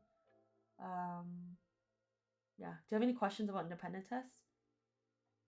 No, I think it's pretty straightforward. Yeah, so just what numbers you plug into the independent test, and also how to solve for degrees of freedom. Okay? And once you get the T and your degrees of freedom, you find your p-value? So your T that you calculate is called T statistic. Yeah. And your degrees of freedom you use to find your T of like your p-value. So you know how you use like 0.05, 0.025, like stuff like that? Yeah. You find your T of 0.025 or T of 0.05 and you compare it to the T statistic. So this is what I mean. When you calculate, right, you have T statistic, right? That's your calculated value. Okay?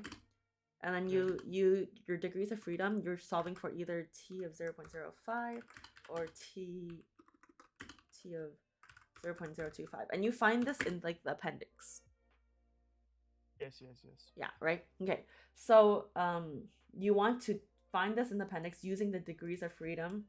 This should be 5. Using the And then you compare the value. So if, depending on which one it is, right? Do you remember the one-tailed and two-tailed stuff? The one-tailed, two-tailed stuff.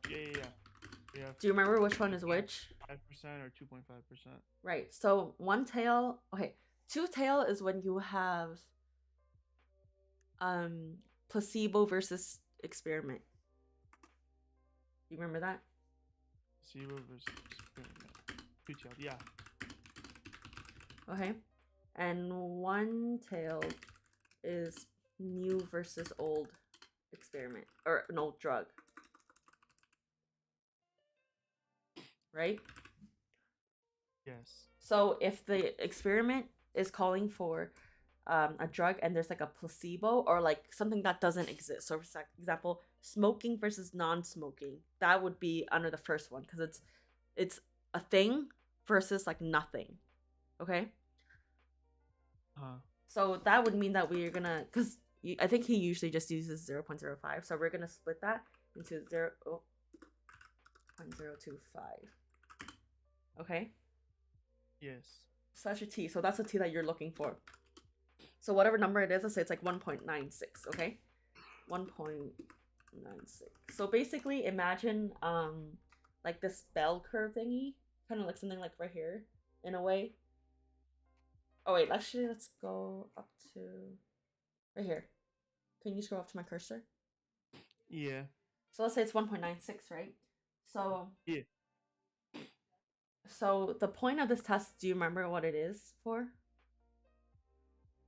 To find the to determine whether you're rejecting the null hypothesis. Yes. Yeah. What is yeah, exactly. The critical region.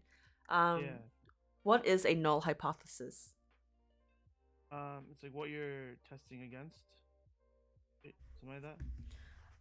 Null hypothesis. So when you are doing an experiment, you write a null hypothesis and an alternative hypothesis. So if we use like smoking, right? Let's say your null hypothesis would be there's no difference between smoking and non-smoking. And alternative would be there is a difference in the results and the outcomes for smoking versus non-smoking. So null is usually like there's no difference in the two things that you're experimenting on. Okay. You can take notes if that helps. Oh, like okay. Okay. So if your thing doesn't fall into the critical regions, if your number falls into like the white parts versus the gray parts, right? Yeah. You see the thing I'm looking at, right? Yeah. The green one. Then we reject the null. Then we fail to reject the null. Yes. If it's in the white, then we failed. To reject the null. Yeah. So that means that if we fail to reject the null, that means we keep the null, right? Yes. And keeping the null means that we're saying that there's no difference between the drug and nothing, right? Yes. If it's in the critical region, so in one of the gray areas, we're saying that we are rejecting the null. What does that mean? Rejecting the null, then that means it's and we're rejecting like our false hypothesis. Yeah, so we're rejecting the null hypothesis, but what does it mean to reject the null hypothesis? So what would it mean in terms of smoking and non-smoking? That means it's a good thing. It's what we want, right? Okay, let me write this up. So if we're doing smoking versus non-smoking in terms of outcome, yes.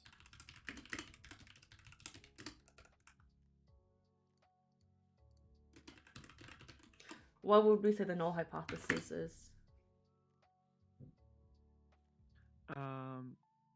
Smoking is good for you. Oh, no, not smoking is good for you, but the outcome between the two have no differences, so it's basically the same.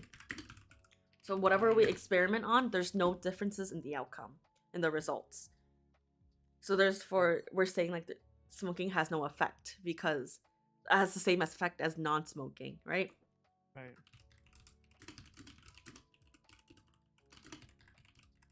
Okay, and then what would the alternative hypothesis be? The alternative would be that If this is no outcome differences, this would be what? differences. Differences. Outcomes are different. Smoking has it doesn't have to say, you don't have to exactly say what the outcomes are. This part gets like a little confusing, so just watch out for this on the test. Yeah. Okay, so this is null. Null is always no differences between the thing we're experiencing on and the control. So the control would be non-smoking, and then the thing we're testing is smoking, right? And what the outcomes would be. So, like I said, null hypothesis means there's no differences, and alternative hypothesis would mean that there are differences in the outcomes, okay? Yes. Okay, so now that we've gone through this, let's go back to the critical region stuff. So let's say it falls into the white, okay? Yeah. White means what again? What are we doing if your T statistic? Okay, so I'm gonna write this down. Wait, no, other way. Well, that's what I said the first time, and you said I was wrong. No, I did not. Did I really? So. Oh, no, I was just trying to make it, where did it go? Make it clear, because I feel like this part is kind of confusing. So I have to write it out. So if T statistic falls in white regions, right? We what?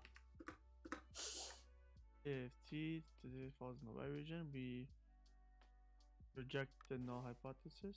Oh, we fail to reject the null. We fail to reject the null. So what does that mean? And that means we get the alternative. Yeah, so we're not rejecting the null. We fail to reject. Yes. So it means there is differences between outcomes. If we're not rejecting, we're accepting, right? Yes. So that means we're accepting the null hypothesis. Does that make sense? That's why I wanted to write this out, because I feel like this is kind of confusing. Yeah. So what does it mean if we're accepting the null hypothesis? If we're accepting the null hypothesis, then that means we're accepting that the outcome is no difference. Yeah. No differences between outcomes. Okay. So explain this back to me now. If T statistic falls in the white region, tell me what that means. If T statistic falls in the white region, we fail to reject the null hypothesis, meaning we're accepting the null hypothesis, which means that there is an outcome between. There is what?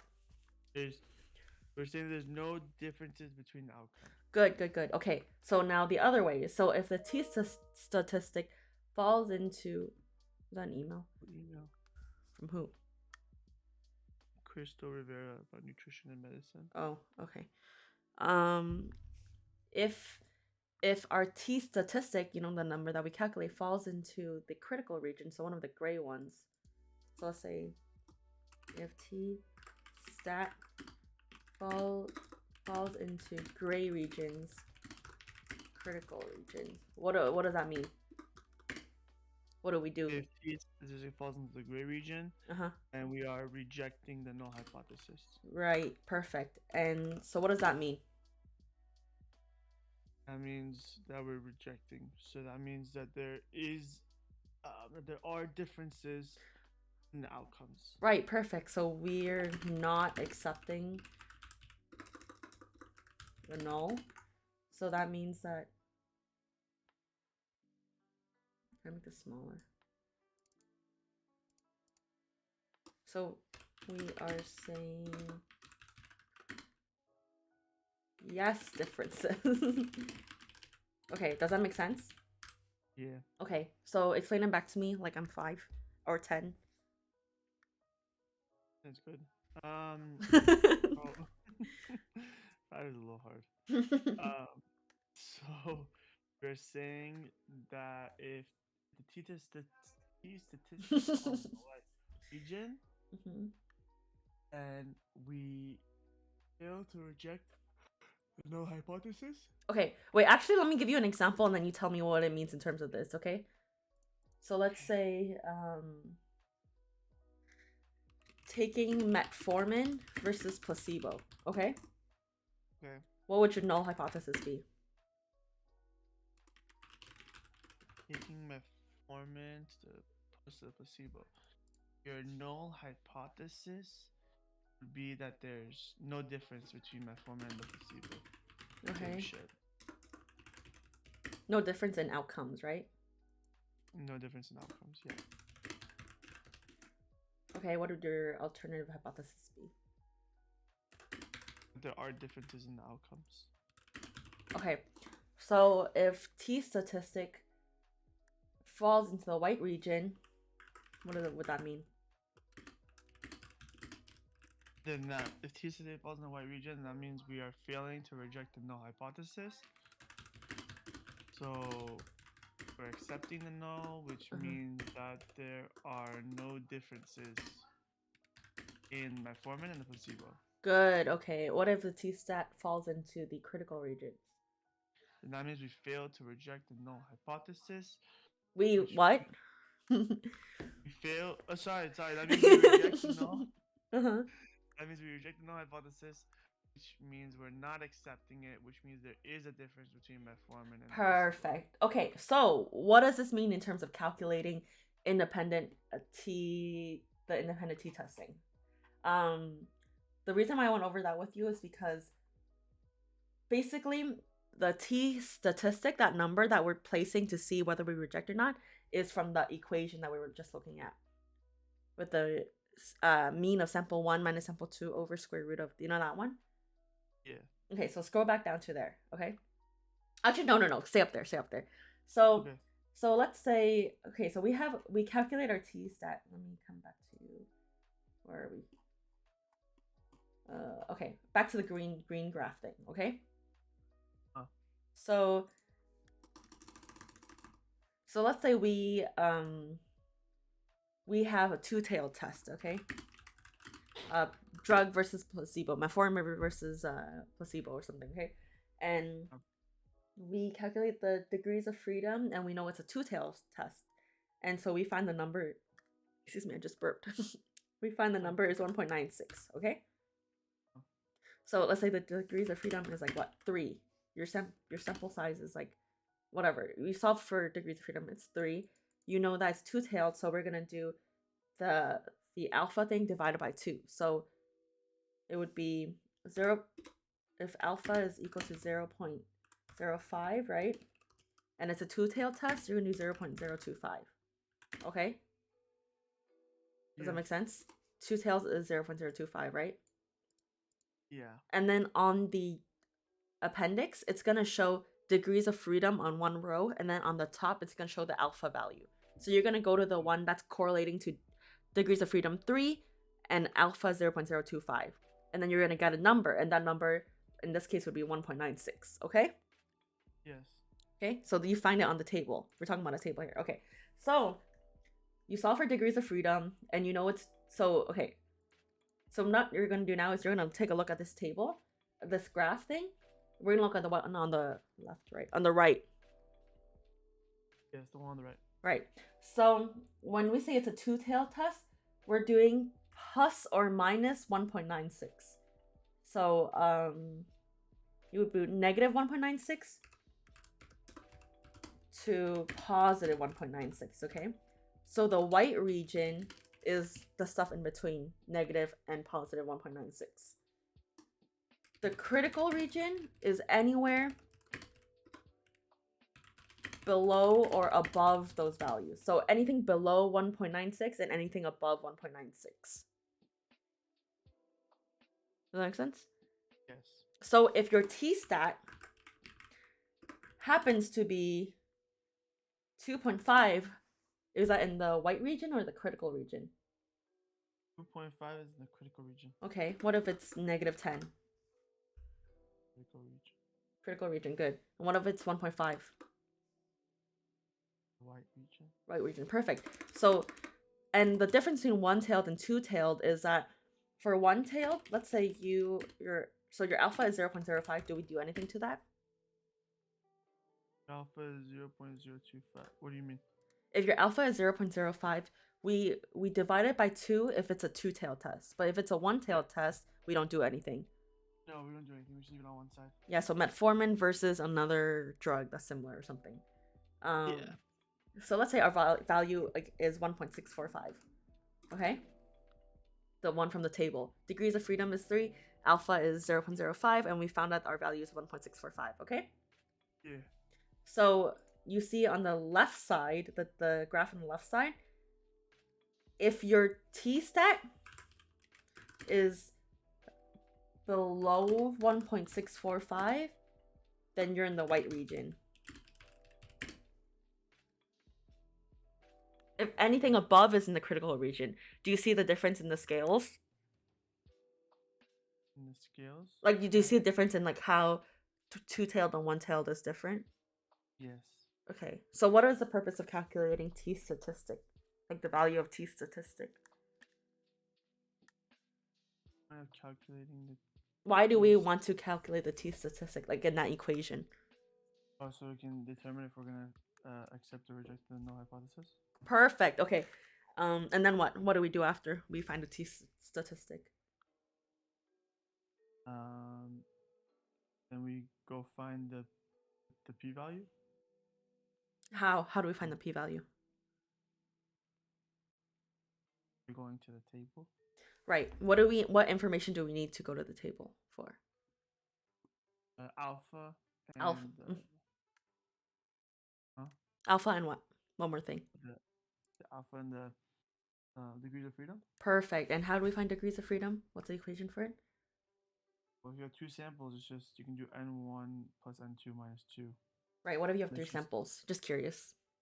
n1 minus 1 and plus n2 minus 1 plus n3 minus 1. Perfect. Yeah, perfect. Plus. Good. You're good. Okay. So what if it's a two-tailed test? What do you do with alpha?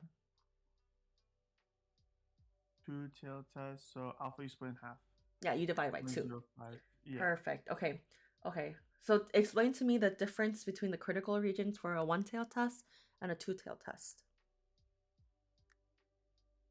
The critical regions between one-tailed and two-tailed. So the critical region in one-tailed is anything less than 1.645. Right. Or anything less than like the t. This would be t 0.025, right? I'm sorry, 0.05, right? So whenever it's less than that, then you're not in the critical region, right? Yes. Okay, keep going. And then for two-tailed, there's anything less than negative 1.96, and if it's greater than positive 1.9. Right. So the biggest difference is that two-tailed tests, you're in between 2 numbers. And if you fall outside of that, two tails. Yeah, exactly. Whereas one-tailed, as long as you fall below that, you're not in the critical region. Okay. Right. Okay, so let's go back to the thing now. And then he said go finish 4, right? Do you have any questions about that before we continue?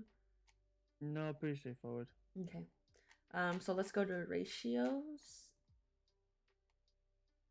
You know, when I was in middle school, these people made fun of me and nicknamed me Ratio because they said similar to my name. And I was like, no, stop it. That's so sad. I know, they were bullying me. Anyways. Okay. Sorry for your loss. Okay, so this is where it gets kind of confusing because you have to understand like where you're putting your numbers, okay? So so I'll try to make it as clear as I can. We'll start with risks right here, the purple one, this first purple one. You see where I highlighted? You can click my cursor. Risk. Yeah, so let's start with relative risks. Relative risk and risk difference is the same thing, except between the 2 ratios, one you're dividing, one you're subtracting. So in both cases, you have 2 different ratios, 2 different fractions. Okay. But for relative risk, you're dividing the fractions, whereas risk difference, you're subtracting the fractions. Okay? Yes. So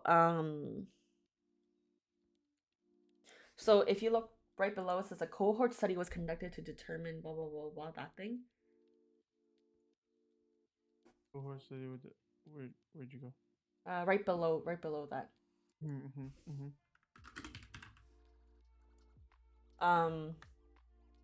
It's, you're always looking at exposure, okay? Okay. You're looking horizontally. So we're not gonna look down the graph. We're only gonna look across from left to right, okay? Okay. So usually relative risk is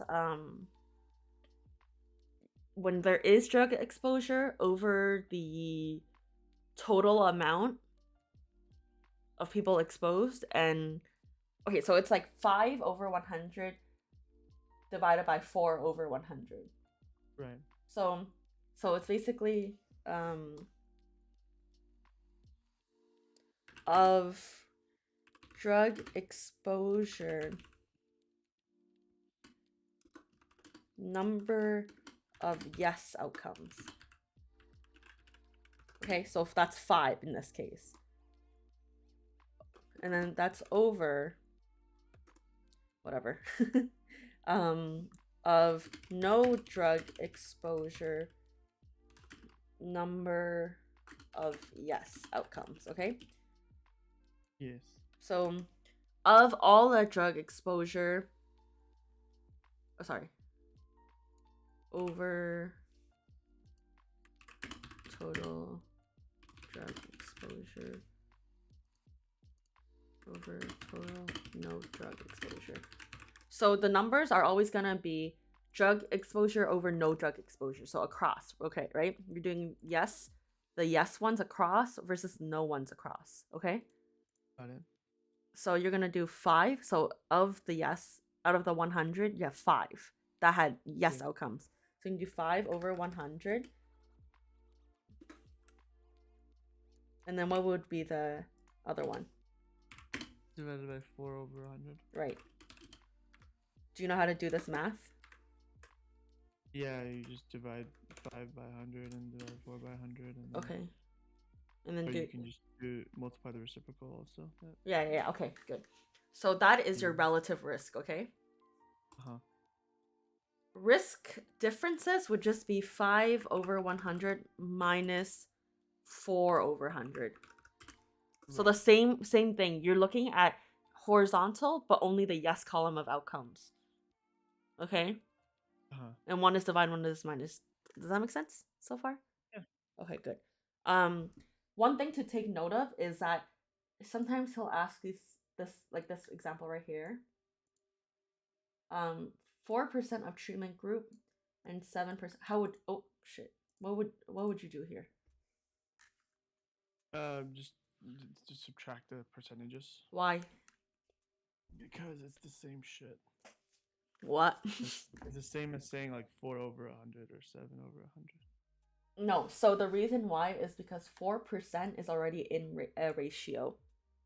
Yeah, like 4 over 100. Yeah, some people might put it over 200. That's what I'm saying. Got you. Yeah, so if it's already in ratio, it's in 4% of the treatment group or 7% of the placebo group, then do not put it over the sample size. Do not put it over the total. Yes, if he already gives me the percentages, I'm just going to subtract the percentage. Perfect, okay. Take note of that because I think he asks that on the thing. And then for relative risks, you want to take note of this. So if relative risk, you divide and you get 1, it means there's no difference in risk of outcome. So kind of like the null hypothesis, right? Yeah. So if relative risk is greater than 1, then the treatment, remember it's exposure, right? So the treatment has a greater risk. Yes. Andre said thank you for the free tutoring, the CPW 227. Yeah, so there's more risk from the treatment group or like the treatment exposure. And if relative risk is less than 1, then there's less risk from the treatment exposure. Right. Okay? Does that make sense? Yes. Okay. Any questions? You want to move on to the next No, one? Okay. So the next one is odds ratio. And odds ratio, we look at this vertically. Okay? Relative risk and risk differences, we look at it horizontally. Odds ratio, we look at it vertically. So for this one, let me see if there's a better example. Give me 1 second. Email. Who is it? Mark Ayunuzo. What he say? Martin Luther King recognition celebration. That's cute. Not as cute. Okay.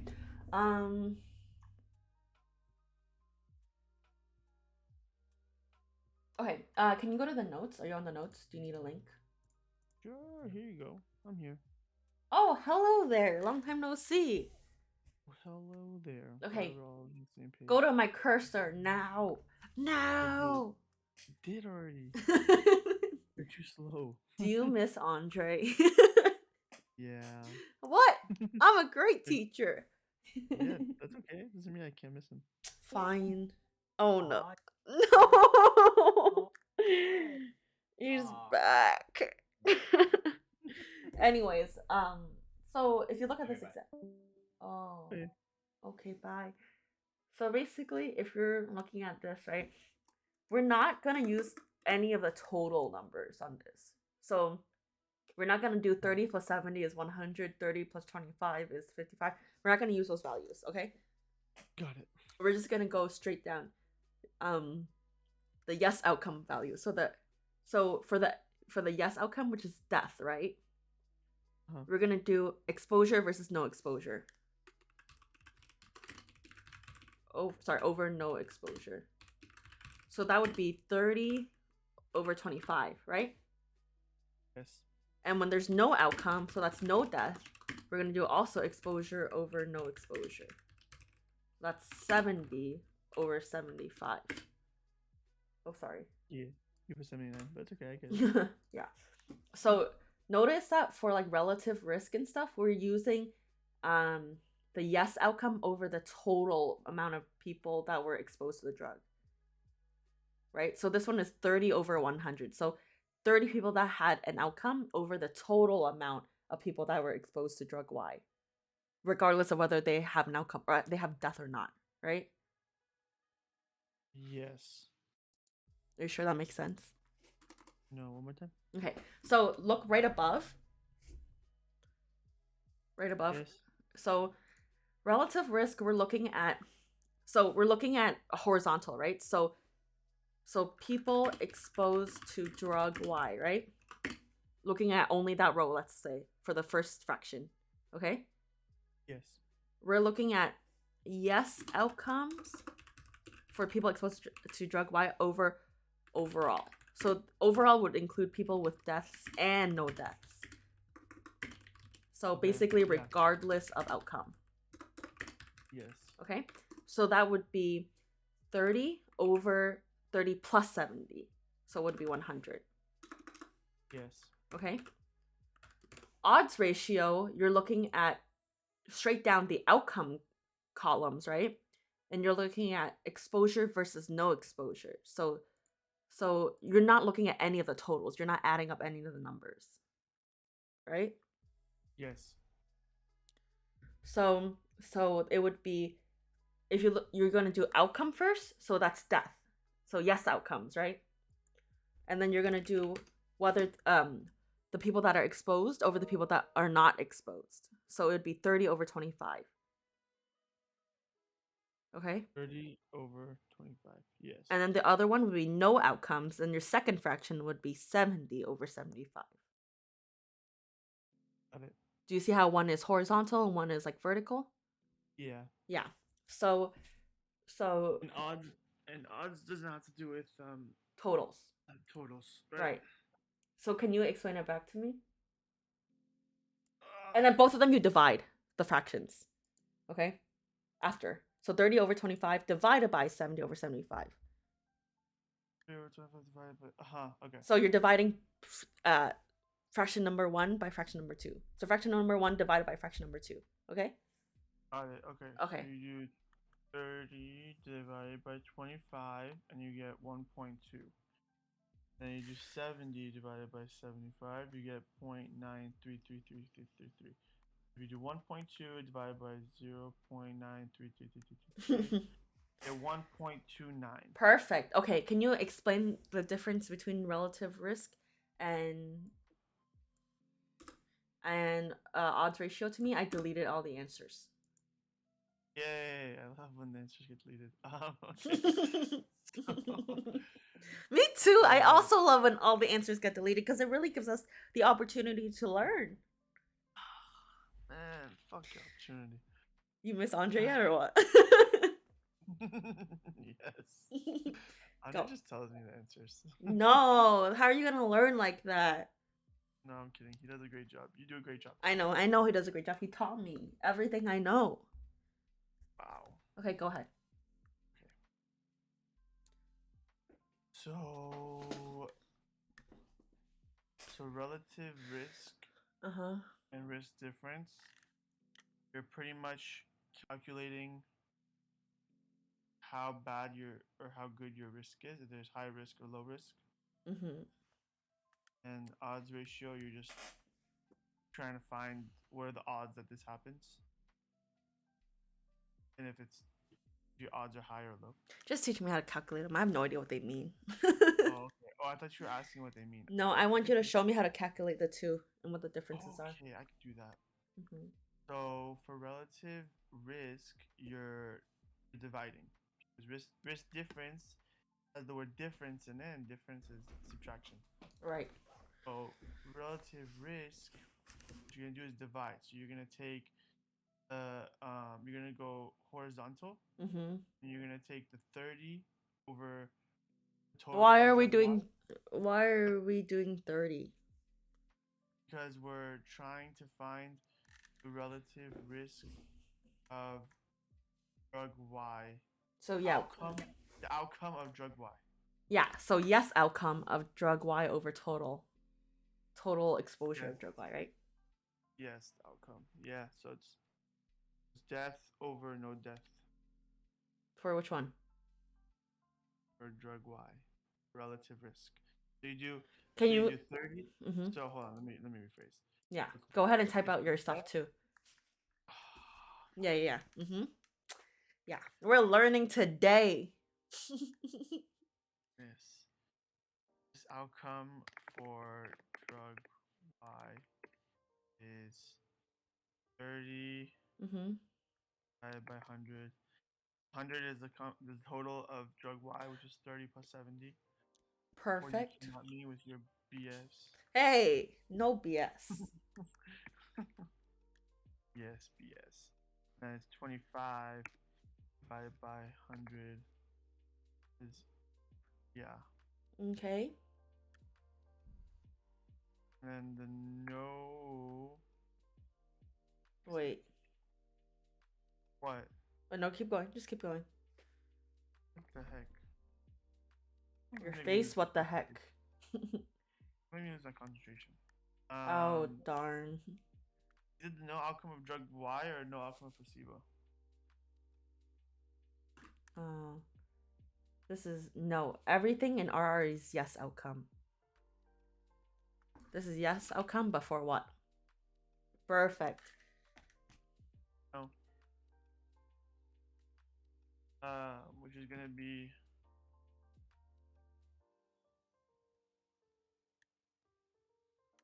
A second.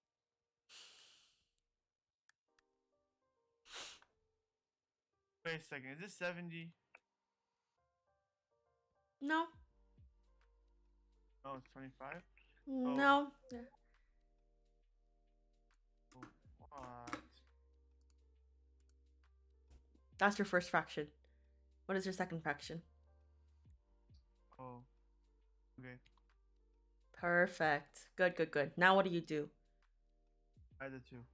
Perfect. Okay. Now teach me about OR. So, Oh, sure. Yeah, keep going. Yeah. Risk equals division of these two. Mm-hmm. I'm gonna take that, and I'm gonna take that. I'm gonna put that there. Right. And then relative difference, the difference. So this one we're gonna take the subtraction of the two. Correct. Perfect. Perfect. Perfect. Good job. Good job. Good job.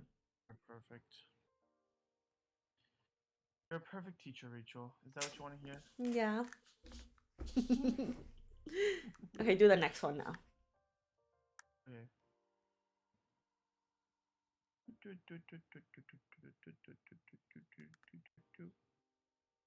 Here.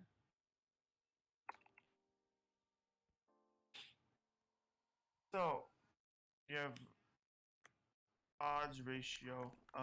So here we're gonna be doing vertical, and we're gonna be looking for the. So we're gonna do. What is it? The yes outcome for F.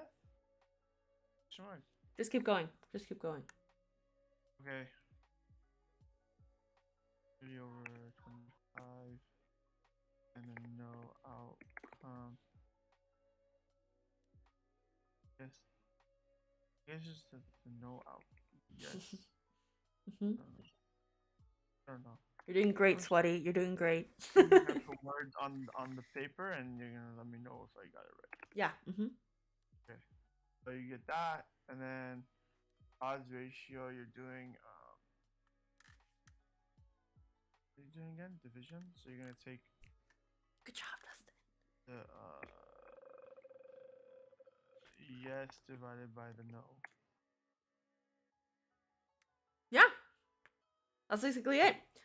So you're doing for the yes outcome, you're basically dividing treatment over no treatment. And then for the no outcome, same thing, treatment over no treatment. So treatment, it would be, for the death outcome, treatment would be drug Y, right? So 30. And then over no treatment, which is placebo, which is 25. So, and then the no outcome, which is no death, it would be 70 over 75. So you did great. Oh, thanks, Sweaty. You're welcome, Sweaty. Hey. Okay, ready to move on? Sure. Okay, go back to the study guide. Yes, ma'am. Use the color. All right. Okay, so now we're looking at correlation, okay? Correlation. So your x is always your independent variable, your y is always your dependent variable. So basically your x is like whether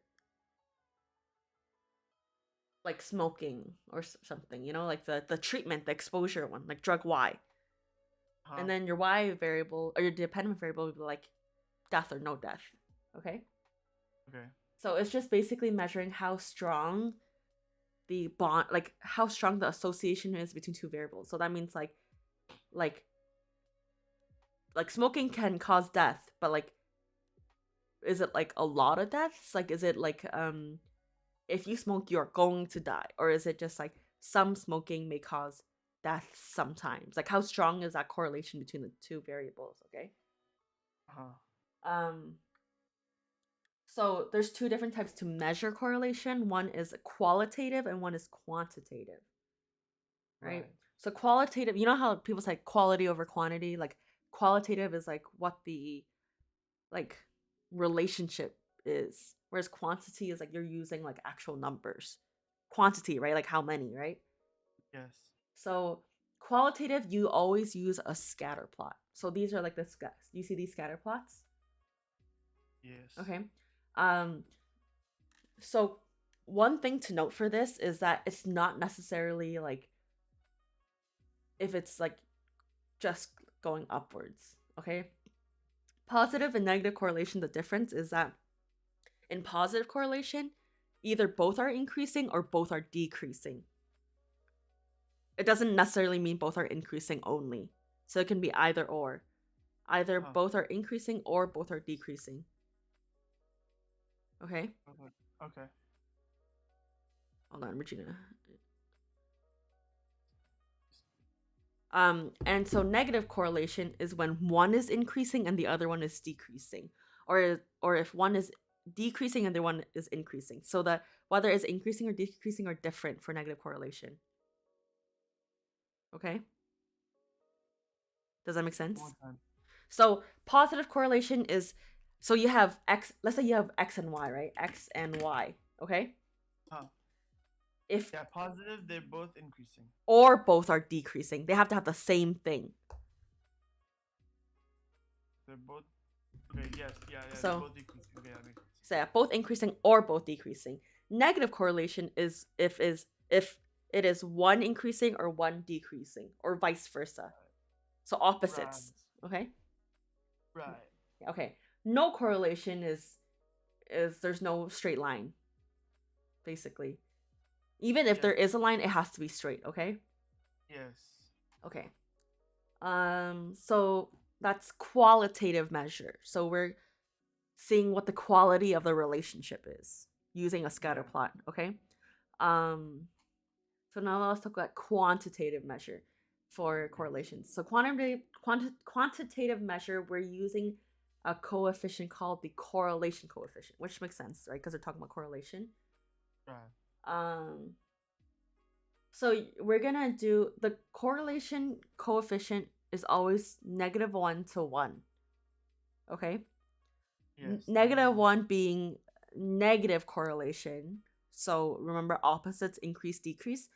And then +1 is positive correlation. So both are increasing or both are decreasing. Okay? Right. 0 is if there's no correlation. So those last scatter plots. Okay? These basically mean, so when you're looking at this, right, what is the slope of the line of the graphs, basically? That's what the correlation coefficient is. Yeah. Okay? So if it's 1, it'd be perfectly like 1-to-1 ratio of x to y, right? Because slope is like what, like y over x or something? Do you remember that? Slope rise versus run, rise over run or something. You remember that? Yeah, right. Yeah, sure. Yeah. So when it's at -1 or 1, there's a perfect correlation that's negative or positive. If it's like 0.5 or 0.3, then it's correlated depending on whether positive or negative, right? It's correlated, but it's not as strong. Okay? It's strongest when it's at -1 or 1. So like right here, it says strength of linear relationship between x and y. So how your number shows how strong your correlation is between the two variables. Strength of linear relationship. Yes. Okay. Correlation coefficient. Yes. So this is basically talking about like if your numbers are everywhere, like in one of those like negative correlation. If you look at the scroll up back to the scatter plots, do you see how the D graph under negative correlation, it's kind of like everywhere? Yeah. So you're gonna find like the best fit line. Like you're just gonna draw a line through all the points, like right in the middle of all the points, right? Right. So that's like what like linear regression is. So we're at linear regression. I highlighted the section around now. Okay. Linear regression where? Right below correlation coefficient. Yes. Okay. So in linear regression, your line is basically, it's a straight line. It's a linear line, right? So you're going to use basically y equals mx plus b. Yes. Okay. I think one of the questions is about like if they give you if you have a graph, right, and they give you like two different y values, how does x change? Oh no, if you give two different x values, how does y change? Okay. So for example, if your thing is wages, you see the middle box, wages is equal to 5 plus 3 years, right? Yeah. And then they ask for 3 times years. Yeah, 3 times years, sorry. And they're saying you go from 2 years to you switch to 5 years. How does your wages change? how do your wages change? What would you do? Would you plug in 3 where it says years? 2. You go from right here. Scroll down a little bit. You see how wages equals. So what would you do here? You can type it out. So wouldn't it be just 5? Oh fuck. 5 plus 3 times 3 because it's a difference of 3 years. No. Or would it be 2? Yeah. Is equal to what? Wages. Yeah. So what is it? What is the number? Oh, it would be 2 times 3 is 6 plus 5 is 11. Okay, write that. So you want to see how your wages change, right? Yes. So now you gotta plug in 5 years. I understand now. Mm-hmm. Then Exactly. 5 plus 3 times 5, Mm-hmm. which is equal to 15, so it's 20. So wages is 20. Yeah. The So difference is 9. perfect. So your wages increased by 9. Okay. So we're saying that in 3 years your wages change by 9. Okay. Right. So just know like which one is your x and y variable, and then plug it in. Okay, and then you find the difference. Okay. Got it. Okay. Okay, let's go to the next part, and then I'm gonna eat lunch because I'm hungry as heck. Okay. Okay, so we have univariate and multivariate. Right. We're basically looking at the same thing, except one of them has a lot more stuff. Yeah, And what that we yeah, what that extra stuff is, they're usually confounding factors. Okay. Huh? So it's basically your regular equation, but then you're also adding for like other factors you're not taking into account. So that could be like maybe you're older and so you're not working as hard, so your wages aren't increasing as much or something like that, you know? Like Okay. or maybe you got pregnant and you had to take some time off. So it's like stuff that like you don't take into account for that could affect your final wages. So multivariate takes those things into account.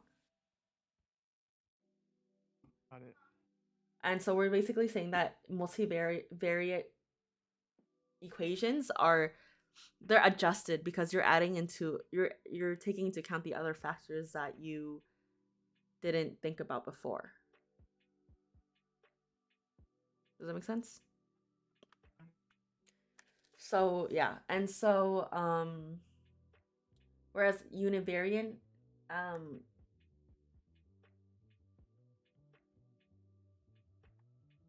has that, but it's not as like descriptive. I don't really know the difference. You should ask Andre this, but just know that multivariate is more descriptive in terms of like other factors. Okay. Sounds good. Okay, that's basically it. Do you know how to calculate chi-square stuff? No, but is it gonna be on there? I think you should just know like the general concept. So let's go back to chi-square then. I think that there was a question on it, but not exactly calculate. Like you have to understand how to do it, and then you just answer it. So go to my cursor. I'm at your cursor. Okay, so the chi-square test for categorical variables, right? Yes. So notice that chi-square is always observed minus expected over expected. Observed minus expected over expected. So before you do a test, right, like what the expected values are. So like for example, if you have like some statistics on smoking and whether that like leads to like death or not, right, you're gonna be like, oh, I think about a fourth of the people are gonna pass away. That's expected. But what you observe is like how many people actually pass away.